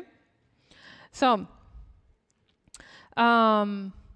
yeah, so lateral movement is a very key thing in advanced attacks, and Sometimes it's not as easy as to conduct this attack. If you're poisoning the cache of some service and something goes wrong, then if some client loses internet connection, then someone is investigating. So it's not always easy to control, okay? So, but now that we already did this, we got the credential with the poisoning and the man in the middle, we moved laterally, and we succeeded. Now we can move to the next exercise, but not without cleaning up first, because remember that you have a Docker to protect for the rest of the semester. So the cleanup has like 2 parts, one for CTU students. So CTU students, please go over all these steps and make sure that you are removing all the TMOC sessions, you stop the packet capture, you stop the FTP server, the monitoring and the capture. And for online students, I will do it with you. We are going to, it's going to be a bit more complicated, so stay with me. We will first, there is an order of things, right? So first, we will stop the attacker. So I'm going to attach to the session of the attacker, which is still spoofing, okay? And I'm going to stop it. I will wait for it because it's kind of cleaning up and re-ARPing the targets. And I will log out with Control D. So this session is dead. So that was the cleanup of the attacker spoofing. Then we need to SSH to the FTP victim. This is for internet students. Password admin. We are in the client. And inside the client, we are going to stop the FTP client connecting all the time. CTU students, you should also do something like this and stop this FTP from working. And then Control D, the session is killed. And now you log in from the FTP container, okay? You should be back to the Hacker Lab. After this step, we are going to log into the FTP server. And we are going to do the same for the service that is running. So I'm going to stop the FTP server. If I do status, it should not be working. And then we just log out and exit the server. Okay. Let me see. That is still running. Yes. Okay. I'm here. Everyone is on track? And yes, no issues. If not, Martin is there. Yeah. Maurice, you can ask us, okay? It's important that you clean up because we are going to jump into a different hands-on lab and we are going to create more services and TMOC sessions, okay? So SEL people, we are going to go to the monitoring, kill the monitoring and exit the session. This is from the Hacker Lab. And then we are going to attach to the capture and stop the capture and then exit the session, okay? So why do we do this into this order?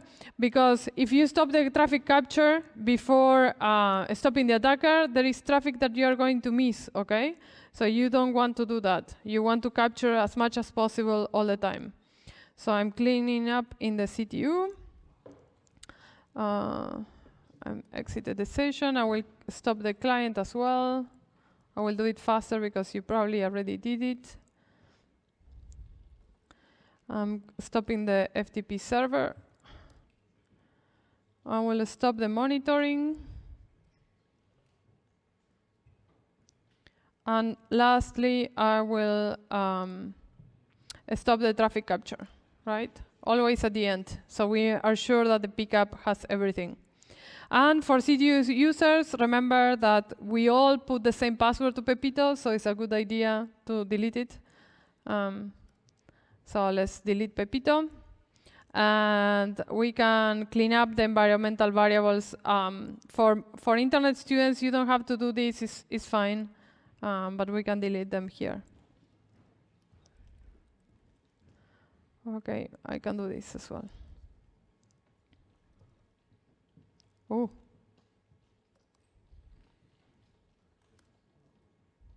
Okay. So with everything clean, oof,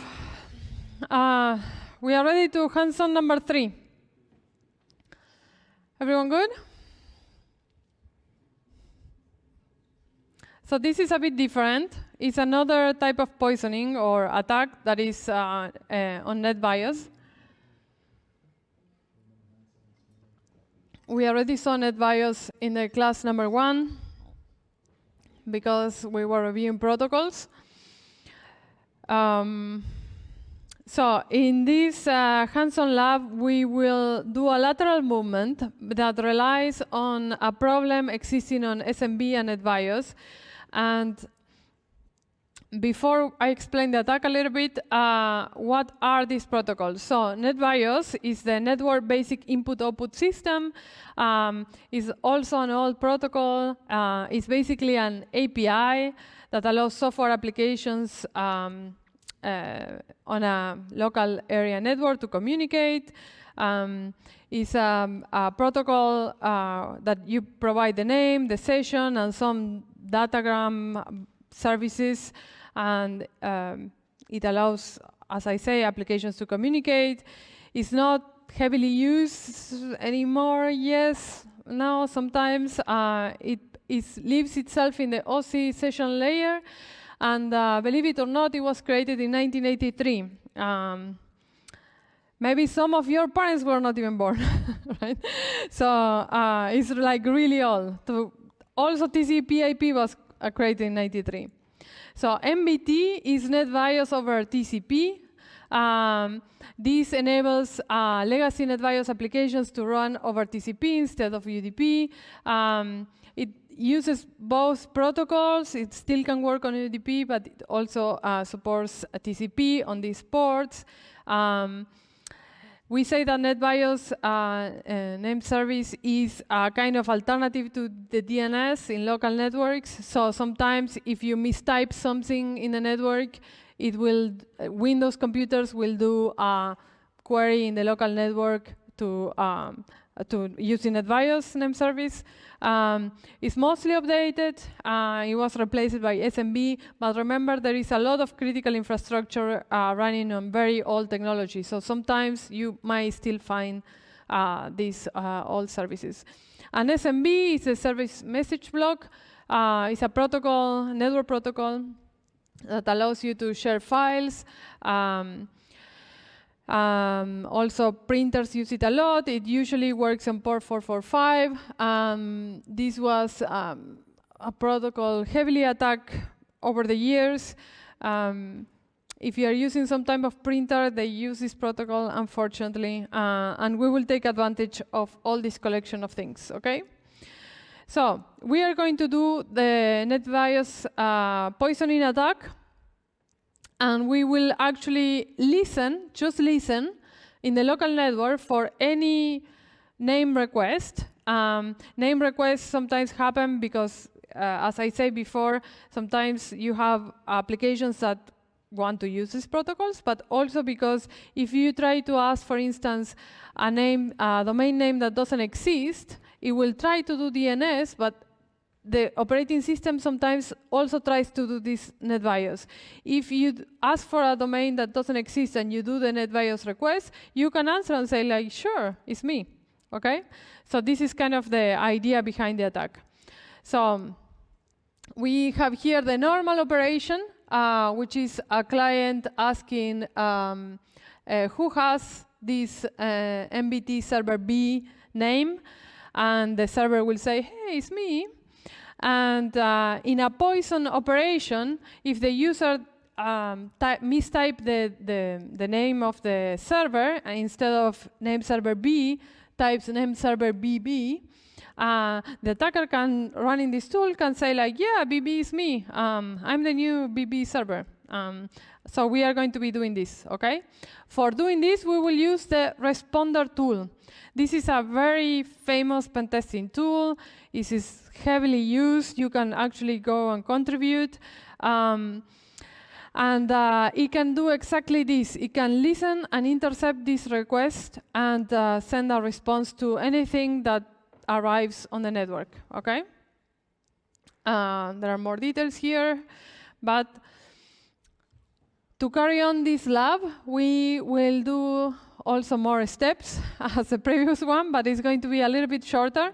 So we are going to set up a SMB server, an SMB client, and then as the attacker, we are going to use responder to trick the client into believing that we are the fake server, okay?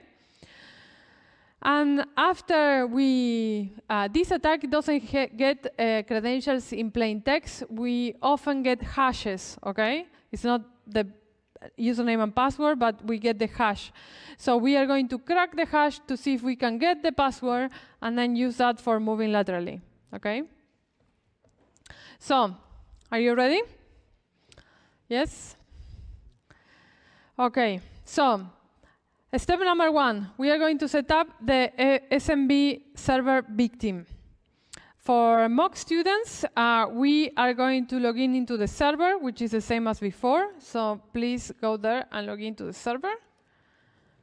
The password is admin. And after that, you should see here that you are in the server, okay? And now, both of us, CTU students and mock students, we will first install the SMB Samba server service. So let's go and do that. And this install, okay, good. And in here is install. So we have the SMB install. And now we will have to configure it. So we will, instead of deleting the configuration, we will move it just in case to have the official configuration at hand later. So let me do it here first. We will move the existing configuration that came with the software into different file, which is .back, the backup. And now, I need to do this in the other one. Here. And now we will configure, we will add our own configuration. So let's use our favorite editor, Vim. And we will fill this file with this content.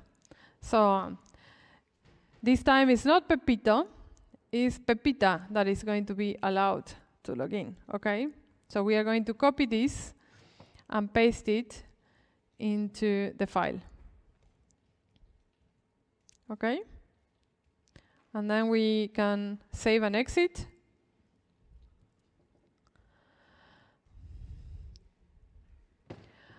And here are some of the configurations that we just put. The work group, I will explain a little bit later what it is. It's going to be Evil Corp, because why not? The security is the user, which means that user must provide username and password. Map to guest, this is a configuration from Samba. We are saying no. Fail login is mapped to, we are going to say bad user. A fail login is mapped to a guest account. Disable spools, it means that something for printers, doesn't matter.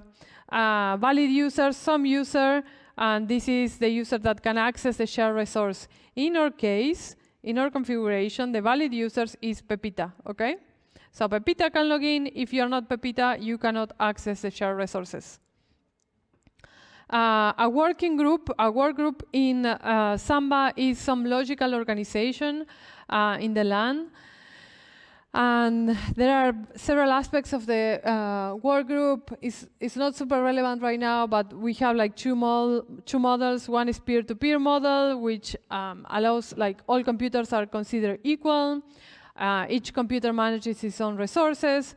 And then the local authentication is that the access to the shared resources is controlled by some individual computers, and the users must authenticate locally on the machine.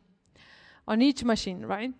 So the next step for us is to create in the user Pepita. So I'm going to put the password Pepita12. I don't think an attacker can guess that. So I will add it. It shouldn't give you an error. So in here, in CTU, you might get a warning because we hardened our container before, but it should be fine. Okay. And yes. And now in the SMB configuration, we said that there was this path, SRV Samba shared, but this path doesn't exist. So we are going to create it, and then we are going to give ownership to Pepita, and then make give execution permissions to that folder. Okay, so execute all these commands. So we are creating the directory, changing the owner of the directory to Pepita, and then changing the permissions so it will have all the permissions, the folder, okay? So I will do it also in the CTU Docker.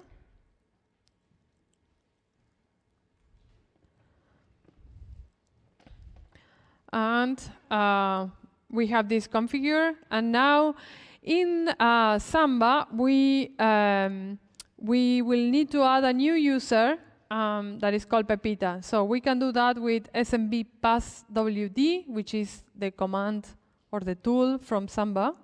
Okay. So we have here Samba password Pepita, and the password, let me copy it, is going to be test12.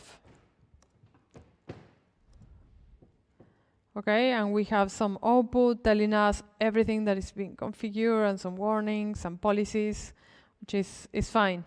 If you see this, is okay. So let me do it as well for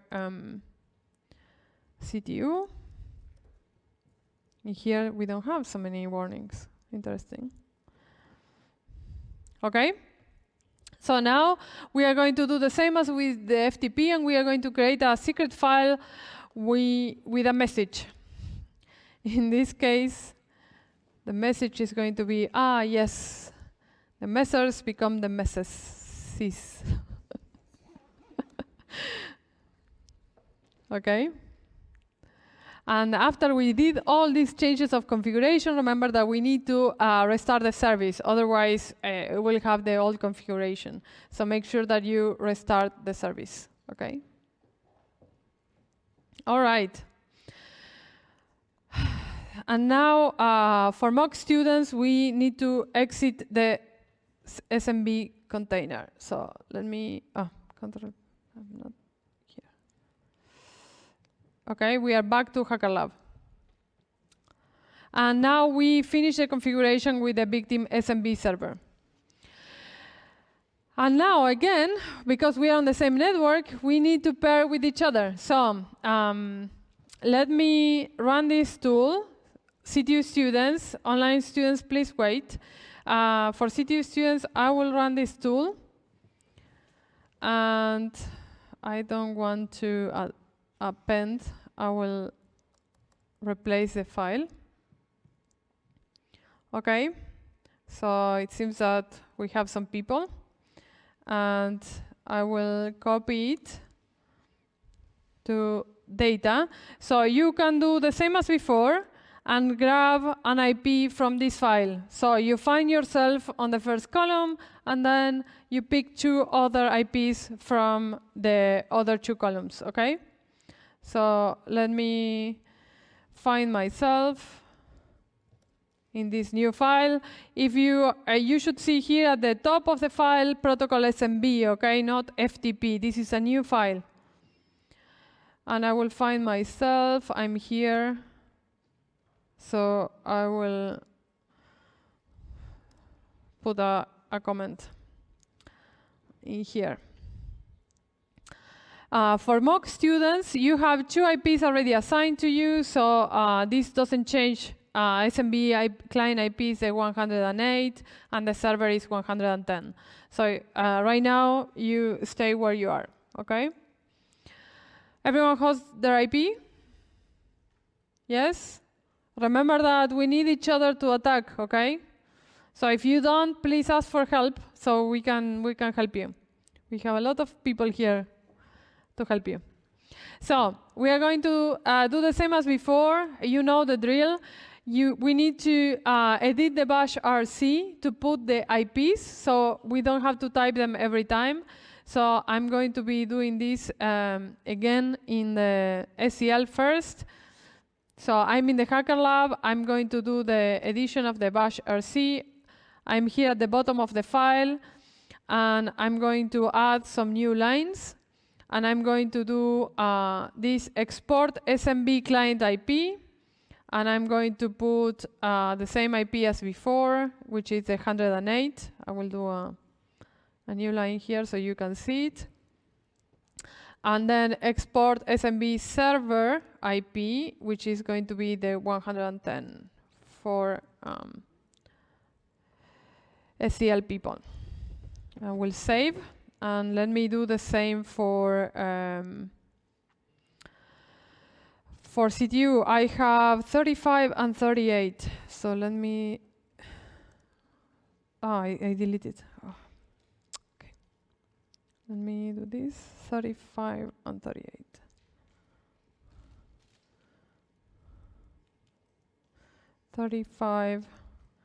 And 38, and this is the server. Okay. And after we save, we already saved the file. We need to again source the bash RC, so it will load our environmental variables. And if we do echo SMB client IP and $ SMB server IP, we should see the new IPs, okay? Everyone sees this? Yes? No, sorry, I have a problem. Question? No problem. Huh? A problem, yeah. Any questions so far? Everyone good? Yes? Okay. Internet good? Okay. So, only for mock students, because otherwise it's a bit complicated, we are going to copy this bash RC file into the containers, okay? So if you do this, 2 lines, it will help us considerably. So let's SCP the bash RC into the container. So we do yes, password admin, and we should see that the transfer was done. This is for the client. And we will do the same for the server. Okay.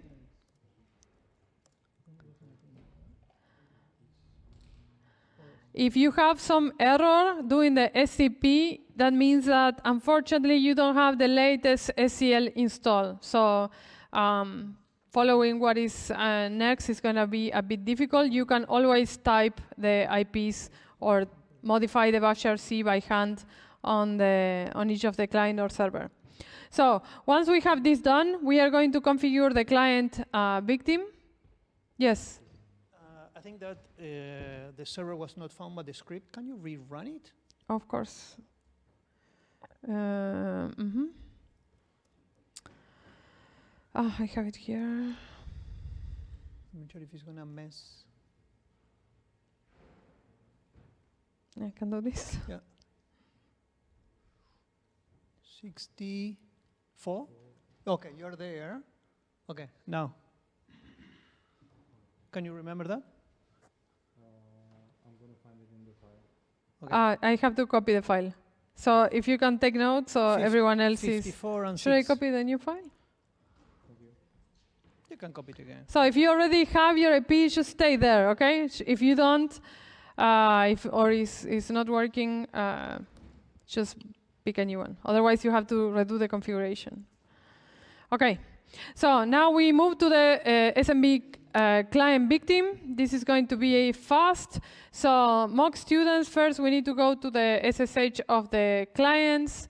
So for that, we are going to SSH into the 108. And you can see here that I'm on the clients. And because I push a new bash configuration, you can see that I have colors now. So nice. Okay, so now for both of us, we are going to install the SMB client. This is for CTU students, the container, and the mock students, you are in the container of the client, okay? We need a SMB client, so we will install it. I'm installing the client. And in here it's still working. So, okay, let's move here. Okay. And we are going to check how the normal client works. So we are going to try to log in into the server, okay? And we are going to try this time with a valid password. So we are going to, I will start with CTU because it's already there.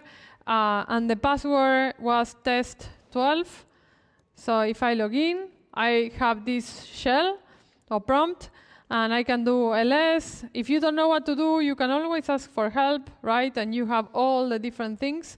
I can see here that I already have in the shared resources, I have a file, and you can get this file, okay? The same way as with FTP. You can do get secret, and the file is being downloaded, okay? So let me do this from the SCL. Test 12, and I do ls, I see the secret, and I will download it, and I see the file being transferred. Now we can exit this, and then we can cut the secret, and let me put it up top so you can see, oh yes, we can see the secret, right? Okay, so you should all see this.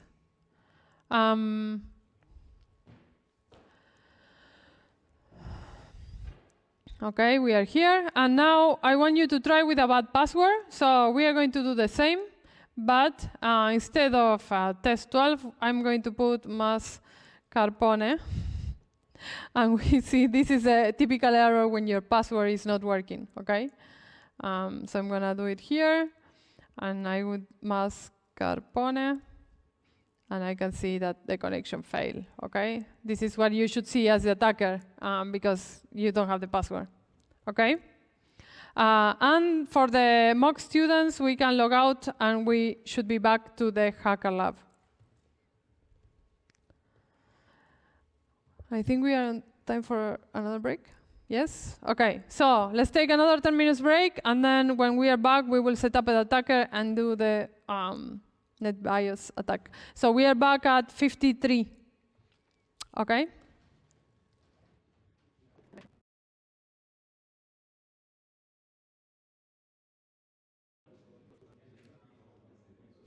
Okay.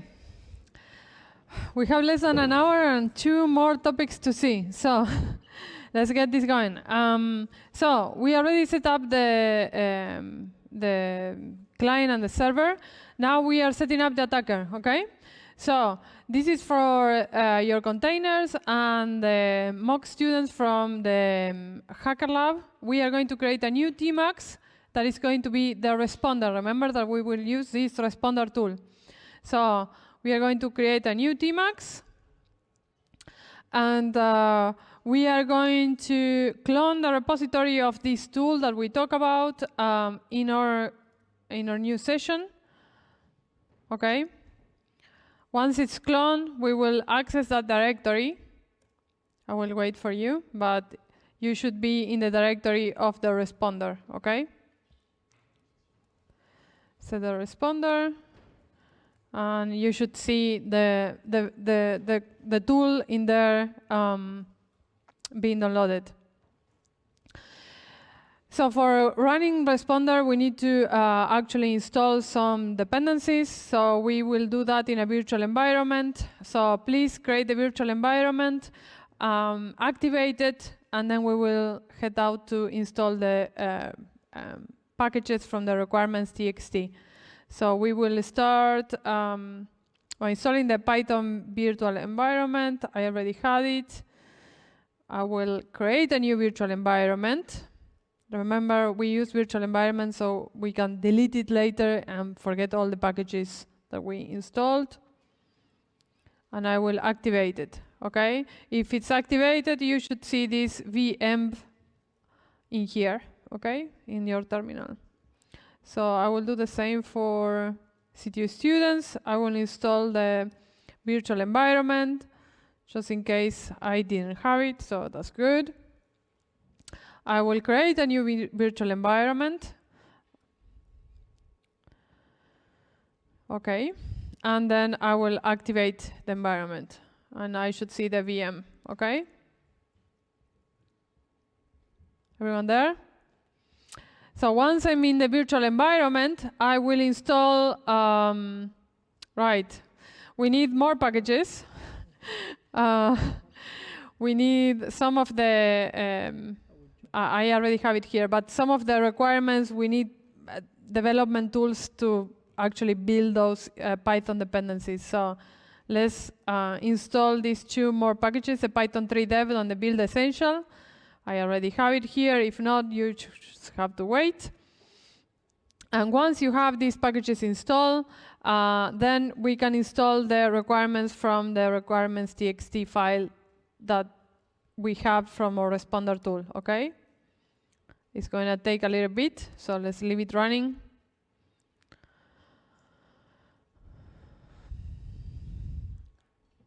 It will take a little bit.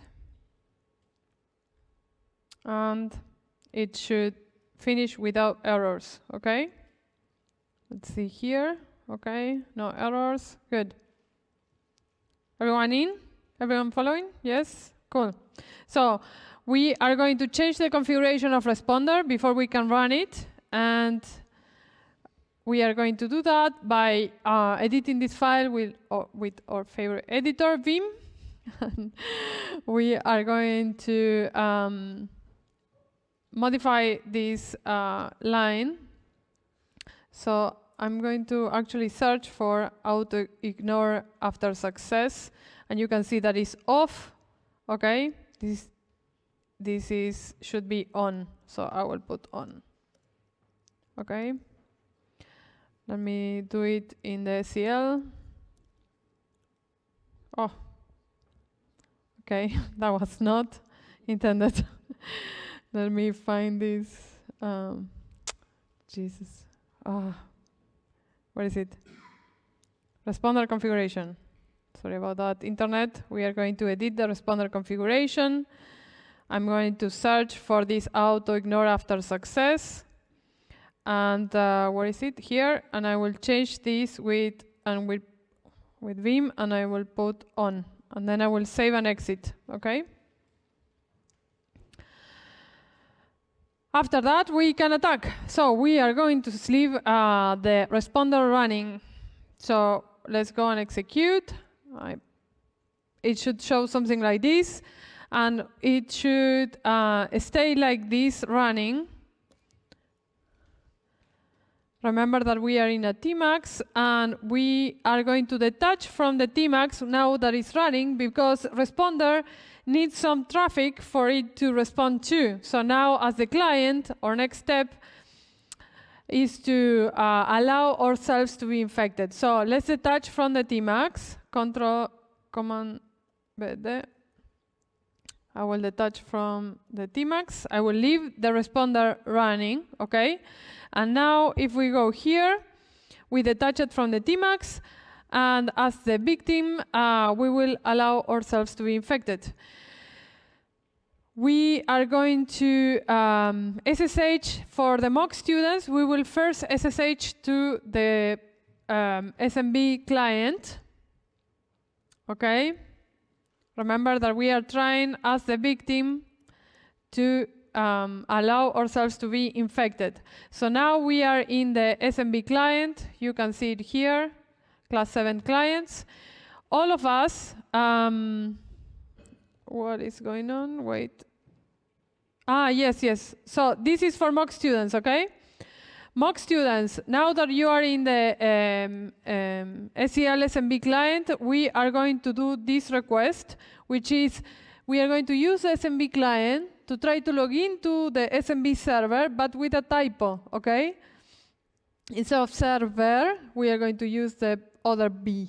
And we are going to use the Pepita and test12 password, okay? So if we do this, we get an error, and this error is fine. It says access denied, okay? And now we did this request. We are going to exit the client and go back to the Hacker Lab. For CTU students, I'm going to generate some traffic for you. So not you, just me, okay? This is the teacher. And I'm going to execute some random traffic here. Some magic. I'm gonna get some traffic being generated. Some computer names are not found. This is fine. Okay? So now your responder tool is working in the background, trying to listen for some requests of names, SMB servers that do not exist, and it's going to answer. So we are going to see if we capture anything by attaching ourselves into our Tmax responder session, okay? So this is for both of you on the CTU Dockers and the SEL. I'm going to attach myself to the responder session, and I see that I have a hash. Woohoo! And let's see here. If I attach to the Tmax session, how do you do in Tmax to scroll up? Can I scroll up? Control B and a square bracket open. Okay, it works. It works. Okay, okay. I have a hash. It's obvious. I have a hash here. Do you have a hash? This is good news. You capture data. Do you see something? Yes? No? No? Yes? Yes? Yes? Okay. So, important for both internet people and you here at CTU. Copy this, okay? Copy this from Pepita to the last 0 that you see on the screen. Copy all this to your clipboard, and we are going to save this into a file. Let me see how the file is named. We are going to put this into root hashes.txt. So I'm going to copy this. I'm going to exit the Tmax, and I'm going to put hashes.txt, and I'm going to store this, okay? Make sure that you copy all of it, otherwise it's not going to be useful. And let me do the same thing here. I will copy Pepita hash. I will detach, and I will check that I'm still in hashes in root. Beam hashes txt. And I'm going to save and execute, okay? So again, you copy this hash and you save it into hashes.txt. And now that we have a hash, we need to use it. So we will stop the responder, okay? So we will attach again to the responder, and we will stop it with Control-C. Responder, I will Control-C. And I will exit the session. We can exit the session here as well. And we should be in the Hacker Lab, and we should be here in our containers, not in a Tmux session, okay? So, we listen to, I'm going to skip a little bit over this, but we basically listen to the traffic for a name server that doesn't exist. Responder capture the packet and answer with the IP of the server, and then use it, intercept it, or try to poison the client when it did the request, and it got the hash because it tried to log in. So now that we have the hash, we can use 2 techniques in order to actually use the information that we capture. One is cracking the hash and getting the password, and the other technique is passing the hash, just using the full hash and send it directly to the application. In our example, we are just going to crack it, and then we are going to use the password, okay?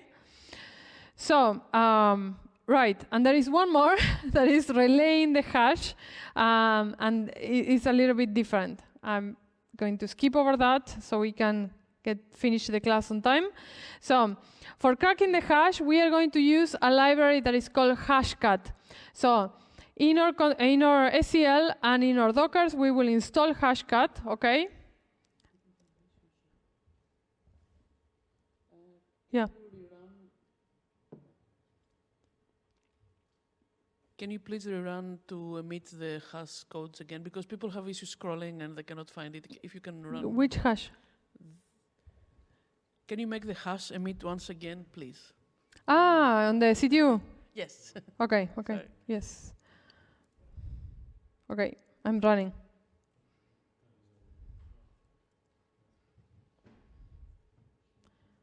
Good? I don't know who was asking, Fine. but did you? Yeah? Yes? Okay. Okay. Where are we? Okay, so we install hashcat, and now we are going to crack the hash using hashcat. The -m specifies the type of the hash. A3 specifies some mask attack. We are going to store the crack hash in this file, and this is the input, the hashes.txt, where we store the hash. And these characters is all math symbols in hashcat that says like, okay, what are we expecting? Lowercase letters, uppercase, and so on, okay?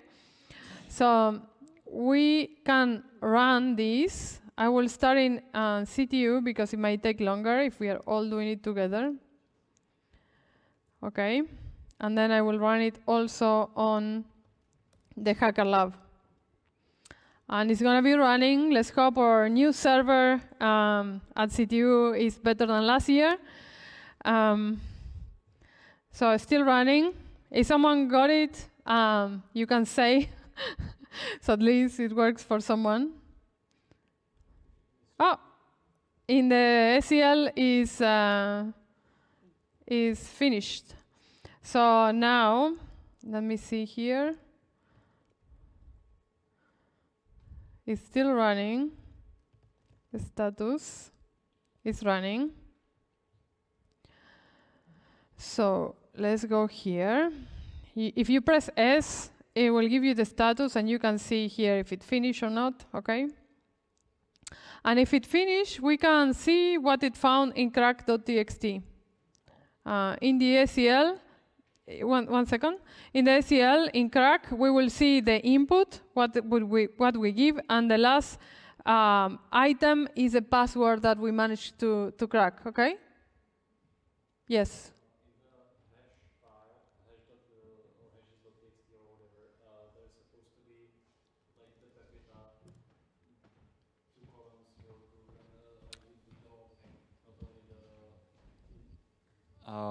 Well, as we can see here, so yeah, it's supposed to be Pepita workgroup and then follows the hash, right? Only the like 7, 8, E15 and so on. That's the hash. You should paste all of it in the hashes.txt. From Pepita, from the P from Pepita until the last 0. And why is that so? Because it seems like there's like user, then something which is left blank, then a work group, then this the is work group. This is then the hash. how hashcat can take the input and it works, basically. Okay. Yeah, hashcat. The tool needs the exact format. Yeah. Like, you cannot just choose the parts. Yeah. Yes. Yeah, yeah. Okay, so let's see if I can get, oh, it finished here, okay. Exhausted, it says. I'm not sure if I found anything. Oh, no. It didn't find anything. I don't have any cracked. Did anyone cracked here? Is it you? No? No one? What? Can be a share resources issue, right? Yeah. Because we are using the CPU, so it can be that the computer didn't like everyone using the CPU so much. So, Sorry? Can you go back?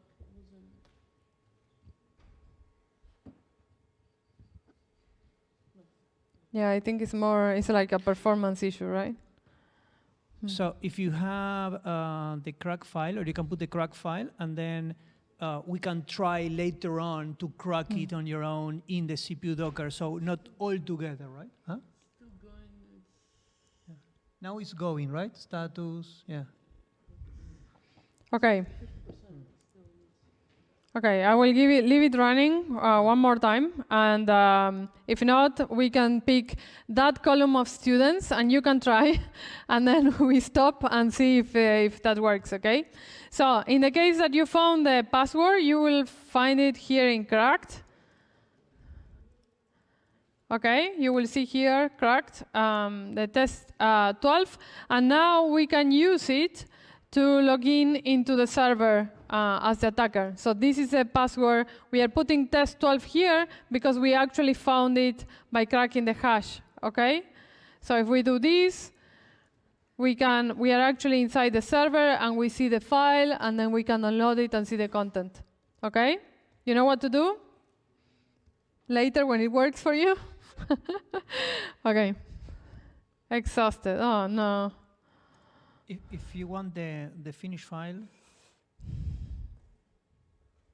the cracked version, or it also we can put it there. You can put it as an example, but it kind of it's not the. Okay. So you can try later. You already have the hash, so you don't have to redo the whole exercise. You can just keep trying to hash it later. Yes.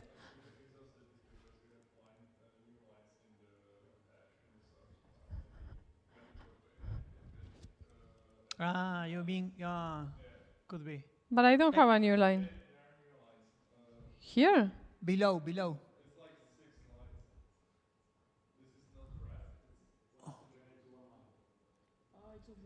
Ah, what? Oh my God.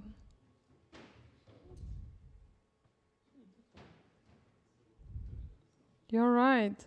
Thank you. Oh.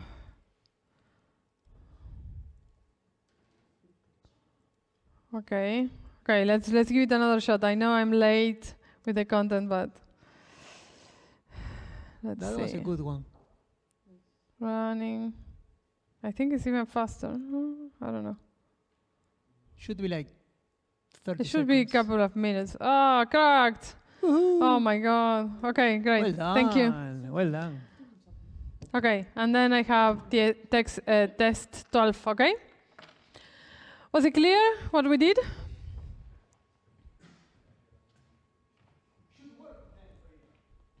Yes? No? Yes? I want to leave, yes? Okay, we are a bit pressed with time, so please do the cleanup, okay? Because otherwise you have SMB servers running in your Dockers, so the mock students, you can just stop class 7 and everything will be cleaned up for you. And before I forget, we can do the mock password. And today, you can see it on the screen. I will not be like Seba, so I will not read it, but you can see it here. Okay. Oof, that took a while. So we have 2 more topics. I will try to see if we don't manage to see everything today, we will move it to other class. But this part is the virtualization part, and this we are teaching it because you will probably have it on the exam. Okay, so a state exam. Yes, CTU students, not online students. So what is virtualization? We say that virtualization is a process of creating some simulated environment or virtual that can be of any resource: hardware, software, storage, networks. There is 2 types of virtualization: hardware virtualization and software virtualization. And I want to show you a little bit this one, which is the hypervisors. So the software running in the real machine and in charge of creating these virtual machines is called hypervisor. And there are two main types, okay? Type 1 hypervisors are often called bare metals, and they are installed directly on top of the physical server. And the type 2 hypervisors are often known as hosted, are installed in the OS as a separate software layer. Visually, it looks a little bit like this. So type 1 hypervisor, you have the hardware, you have the hypervisor, and then you have the different OS and applications on top. In the type 2 hypervisor, you have hardware, operating system, and then the hypervisor, and then on top of that, you have the OSs and the applications, okay? This is like a very clear distinction between the two. So in the example of type 1 hypervisor, you have VMware ESXi and KVM. In type 2 hypervisors, you have VirtualBox, VMware Fusion, and so on. Why do we have this in security? Because it helps us contain a lot of things, applications, attacks, processes, reuse. We can have like 10 different operating systems on top of one single host, right? Everything that is cloud-based kind of relies on some sort of virtualization. We can roll back images in virtual machines, in containers. We can easily apply policies. We can secure easier. There is so many advantages. What is the difference between virtualization and containers? Well, virtual machines, you can see there that we have the server, we have the host operating system, we have the hypervisor type 2, then each virtual machine has its own operating system that on top of that have all the binaries and libraries, and on top of that you have the applications. When it comes to Docker, you have the server, the host operating system, but on top of the host operating system you have the Docker engine. And on top of the Docker engine you have containers, but they share the libraries and the binaries with the host operating system. So you don't have to have the full operating system. You can just inherit or share libraries from the host. So this is what it makes it like very lightweight, okay? We are going to do only one of these and leave it for extra, but it's a bit of a spoiler because you know you're running Docker containers, right? But as an attacker, you got into some host and you might not know if you're in a container or not. So we leave here for you a lot of different techniques that you can use for finding if you're in a container. So I will just do the first one. Docker, specifically Docker engine, they create this file. It's not really documented. It's like an artifact. It's like a marker. And if you are in a Docker container, you will see this file. It's empty. Has some characteristics, right? But if it's there, it is most likely to be a container. We can do the same on the SEL. I'm still here. In the Hacker Lab. OK. I need to configure this. And I also have it here, because we are both running a Docker engine that creates this artifact. Of course, someone can create this file with the same characteristics to confuse you, but this is why you have other ways of finding out if you're in a Docker container or not, okay? So the last interesting thing here is the process tree. Usually you have process trees that are very complex. In containers, this is very small. I will only show it here for CTU students, that you can see that there is literally very shallow. If you run this in a host machine, it will be huge. You can try to run this in your computers, like not in your Dockers, and you will see that it's very large. So there is different techniques, and for you to find the truth, if you're in a container or not, you should combine the output of all of these and try to see if they all agree with this, okay? So There is a lot of resources to read about virtualization.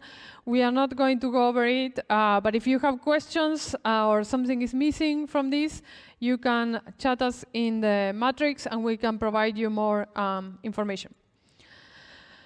Okay, and now, last one, threat intelligence. So, this is one of my favorite topics, and I'm so sad that I only have like half an hour probably to tell you about this. So, threat intelligence is where, remember that we were attacking, we were in a container, we are contained, but we see some artifacts or things that we can probably detect, IPs, users, MAC addresses of attackers, and so on. And then we can use these artifacts to share with the community or to share internally in our organization to try to defend better. So the goal of this module for the class is you to learn how to learn from these attacks and how to turn each of these artifacts into intelligence.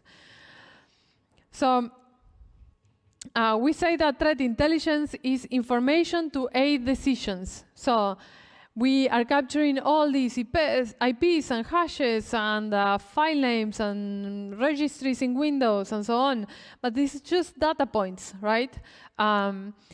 For this to become intelligence that we can use to defend, we actually need to combine these, and it should be processed by usually a human that gives it meaning. So we collect all of these indicators, and then we say like, oh, I have this Windows registry, and this IP, and these files, and I saw this as part of an attack of this APT group or this malware, and then I can use this information to prevent an attack or to reduce the time of discovery of an attack or understand the threat landscape in general or make better business decisions like, hey, like our current hardware is not monitoring certain things, okay? You can read about this later, but we separate threat intelligence in like 4 main areas, and each of these, we say that different people in the company will be interested in different type of intelligence. So usually at the analyst level, you are here, and then all your intelligence that you generate is kind of going up in the hierarchy of the organization. There is a lot of reading material, so I will leave it to you for later if you are interested. So, as I say, we were collecting data points. We call these data points indicators of compromise. And if you go to read some reports, they will always talk about these IOCs, right? And IOCs, we say that they are not intelligence. They are just data points, IP addresses, domains, host names, URLs, malware hashes, and so on. When we combine these and we analyze them, we give them meaning. And you can have different type of intelligence.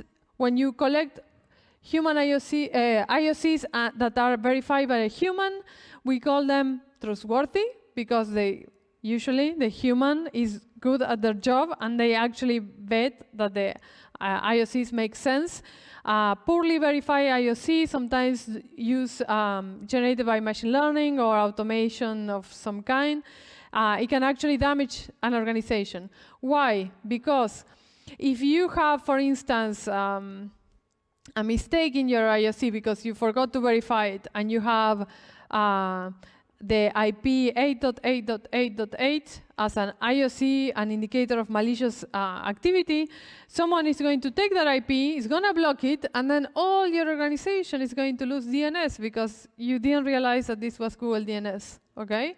So this is a kind of damage that you can do with very bad IOCs. There are different websites to kind of check IOCs if someone already know something about it. We are going to only see VirusTotal for making this brief. Most of you probably know it. It's a website that you put some IP, like let's say 8.8.8, and you search it, and then you have results. So the community is what the community said about it. You have information about that IP, like the autonomous name, autonomous system number and name, the country it belongs to, some detection. You have the antiviruses here, what they say about this IP. You have some crowdsourced information. You have detail with difference, like latest HTTPS certificate in this case. You have relations. In the relations, you have a lot of information of, for instance, in here, you have communicating files, which is binary files, communicating with this IP, which we know is Google, and so on, right? We have 35,000 votes from community. So people is talking about this a lot. So the best way to learn about this is to explore. So I'm going to pick this file, this hash, and I want you to go to VirusTotal, internet as well, go to VirusTotal, search for this hash, and tell me what you see. Is this benign or malicious?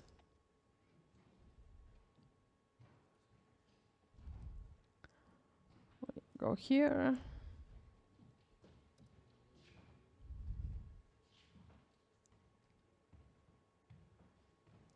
It's so hard when this. Right,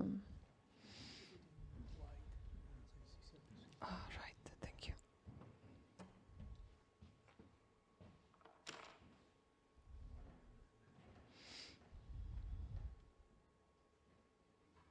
Okay, so 30 seconds, and I want some answers. So prepare your arms.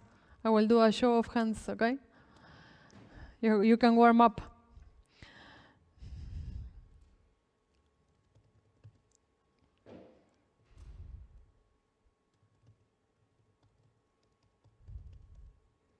And remember, if you don't look correctly, you might find that you are wrong and your organization can be blocking traffic or not blocking traffic if something is malicious and you think is benign.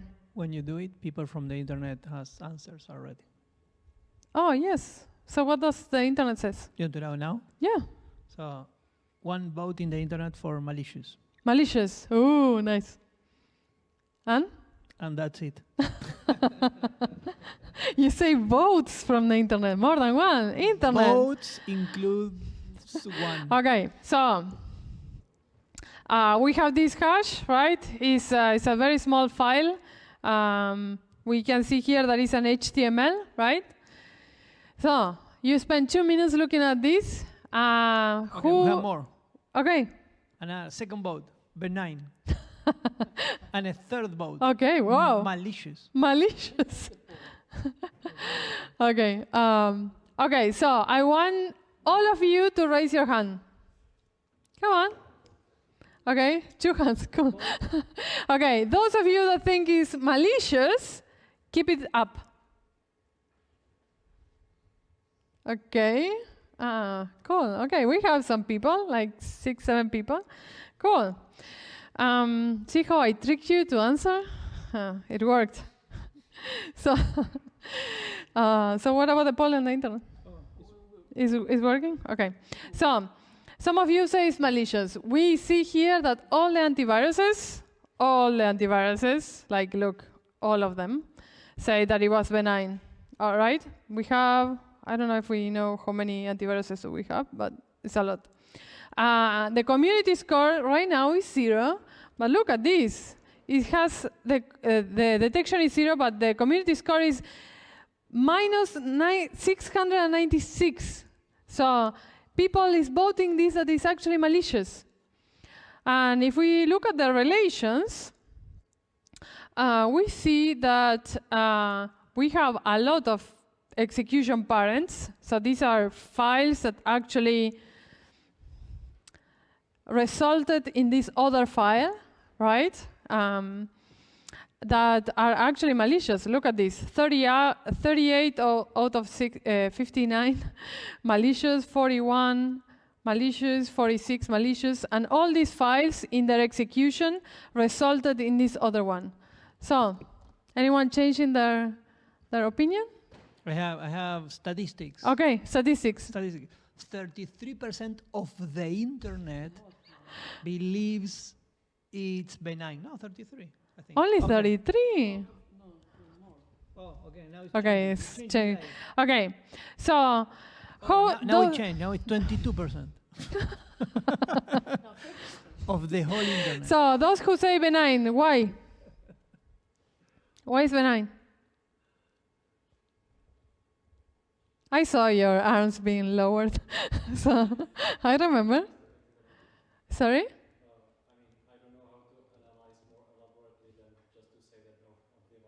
No antiviruses said that it was malicious, so you trust them. Yes. Okay, which is good, right? A lot of us are uninformed users every time something new comes up. So we go, we see the antiviruses, and they say it's not malicious. It must be not malicious. Anyone else? 33% of the internet thinks it's benign. It seems some link.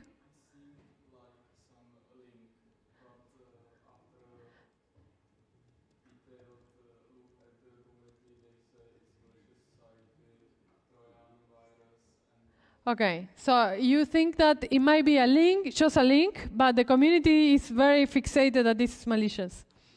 Okay, so if we go to the community, we can actually see the comments, right? This is great about VirusTotal.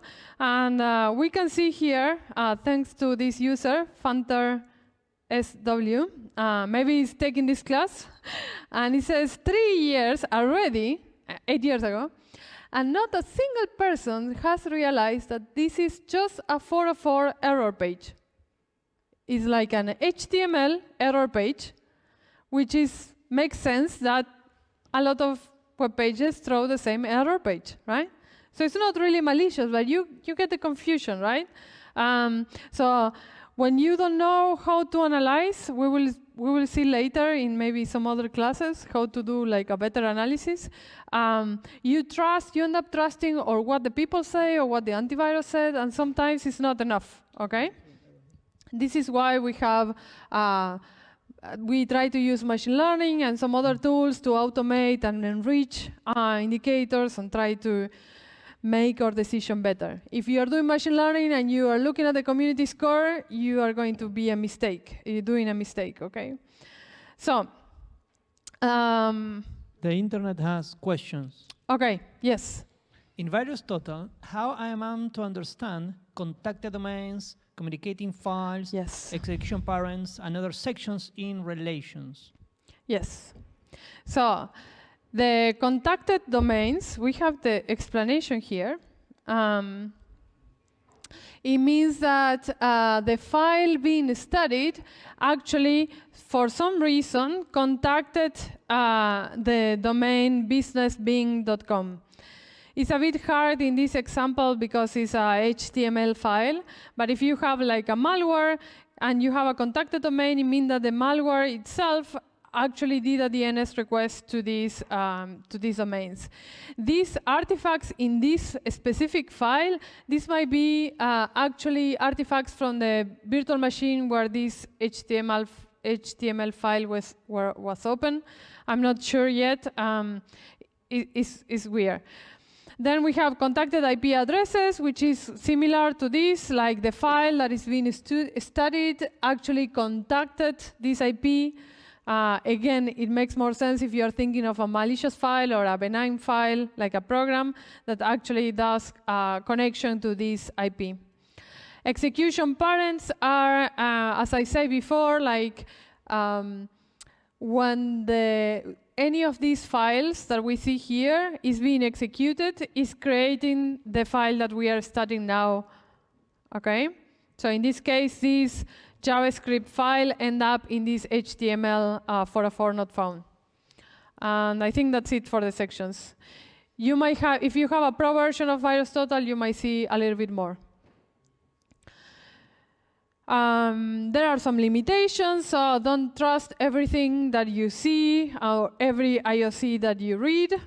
And I will try to use as much as possible of the next 10 minutes, so we leave some time for the closing of the class, to generating your own threat intelligence, okay?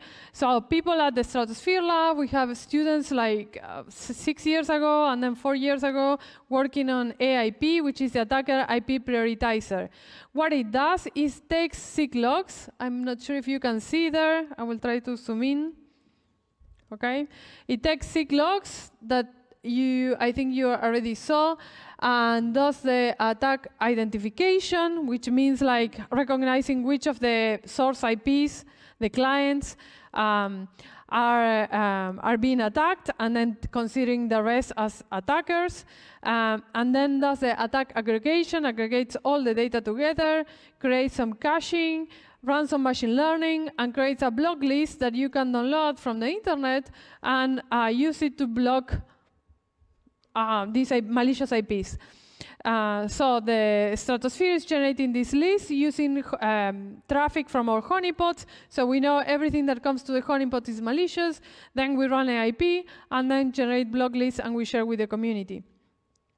So in these 9 minutes, we are going to try to do this yourselves, okay? So let's get going. Let me zoom out. So we are going to go to our containers and the SEL, and we are going to clone the AIP repository. We are going to do a shallow clone, so it's faster. It's going to be smaller. Once we clone it, we should go to the AIP directory, and we should see some files in there, okay?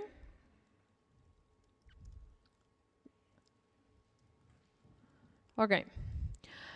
Once we did that, we are going to create a virtual environment. And we already have it. We are going to create it. AIP virtual env. And then we are going to activate it, okay? So same step for you. Let me do this. I'm going to be going a little bit faster, but I have probably 8 minutes, so bear with me. So now we will install the requirements, and this will be using machine learning, so yay. Everything is better with machine learning, right? So once it finishes installing the requirements, we need to tell the container how to find, okay, how to find AIP. And for that, we need to export this variable. Let me see this finish. We exported this variable that tells the computer how to find this, okay? I'm gonna do it here when it finishes. And now it should be working, and we should see the AIP help. So if you run this, you should see AIP and the help. If you see this, it's a good sign, okay? So it means the installation in SEL, unfortunately, is still installing. So let me continue with the people in CTU. It's the same step for both of you, so it should be good. So once it's finished and you see the help and that is working, we need some data. So let's download some data that we prepare for you. You can uncompress it in your Docker containers from the, download it to your TMP. And let me see that this is working. Actually, I think it's also in the, okay. Okay, it's downloaded to TMP. And we are going to uncompress it into data raw, which is a folder inside AIP, okay?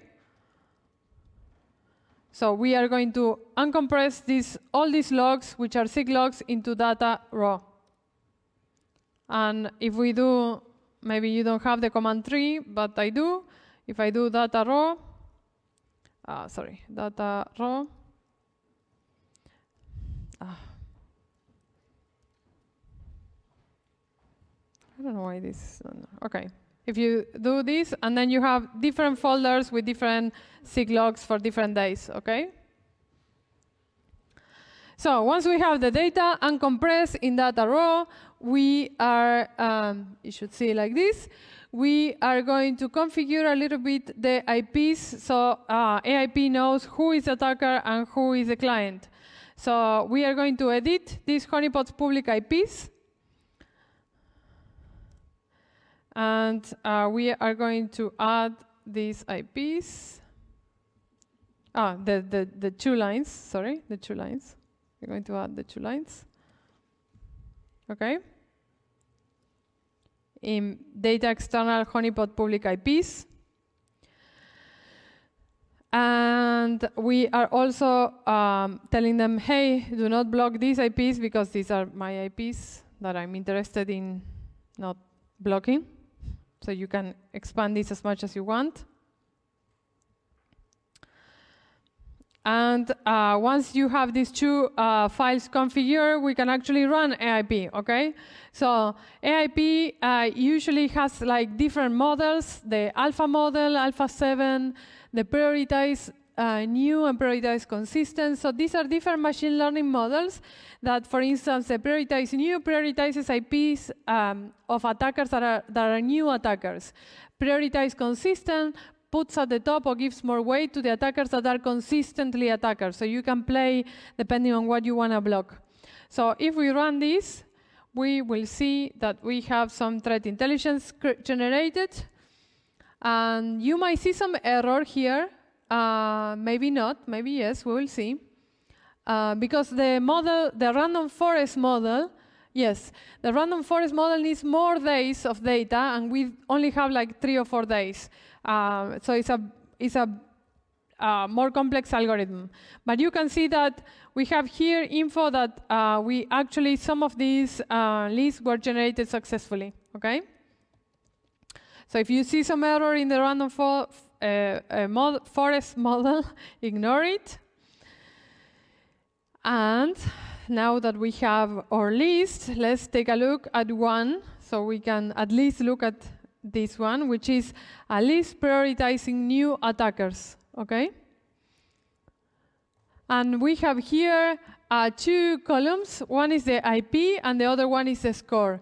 And remember, this machine learning algorithm model takes all the IPs of all the data that we provided and makes a score of the IPs, and the ones that are the top are the new attackers. But it's not only the new attackers. It takes into account the bytes transfer, the ports that are attacked, and some other features, right? So you can see, like, hey, I'm running a home router that only has, like, imagine, like 1 kilobyte of memory. I cannot put, like, 400,000 list IPs on a TXT file to block. So I only need the top attackers, right? So you can generate this list every day, and then you can take the top 100 IPs, and you will block all the new 100 attackers. The prioritize consistent is the other one that is prioritizing attackers that are, let me see. Let me copy it from here. The prioritize consistent is prioritizing attackers that are consistently attacking. And you can see that the first one is attacking all the time. So this is why it's at the top, as also considering other features, okay? So you can go here to Intel feeds to our webpage, and you can download all our feeds. We have them for many years, so you can actually see, and you can contribute to the repo, maybe find some bugs. Okay, that's it. Good job, you're still here. In this class, there is no assignment, so yeah. No, we have a special assignment for you. Super important. That doesn't mean it won't be maybe in some bonus assignment or exam or somewhere, this stuff. So don't just ignore it. Yeah. And then before we finish, some heads up for next class, especially to the internet if you're still listening. Next class is going to be binary exploitation, okay? And this class involves some previous knowledge of programming. So I guess for CTU students, it's going to be a little bit more easier. For people on the internet, you have more diverse backgrounds. So we prepare here some reading material and some refreshers that might be useful. And remember that because of we are actually compiling things, not all examples will work for ARM architectures. So if you have like a MacBook M1 or some ARM processor, some examples might not work. You have 1 week to find a x86 computer, okay? No pressure. Yeah. And remember to give us feedback. You know that some of us are only teaching one class during the semester. So my next class is at the end of the semester a little bit, and then next year. So give us feedback so it can help me be better. And see you next week. Sorry, yeah. just one more thing. One more thing, yeah. There's a new challenge in SCL that is covering today's topic. So if you still want to have some practice on what you learned today, you can play in SCL. The challenge is called Come This Way, if I recall correctly. Yeah. So have fun. And remember that the SCL was created initially for CTU students that wanted to practice outside or for the exam, outside our CTU containers. So you can actually use it. Yes, before I forget, remember that ARP poisoning and any other type of poisoning a man-in-the-middle is very dangerous. So this is why we give you a safe environment to play. Don't do it in your networks, corporate networks, university. You have been advised. Yeah. Okay. Have fun.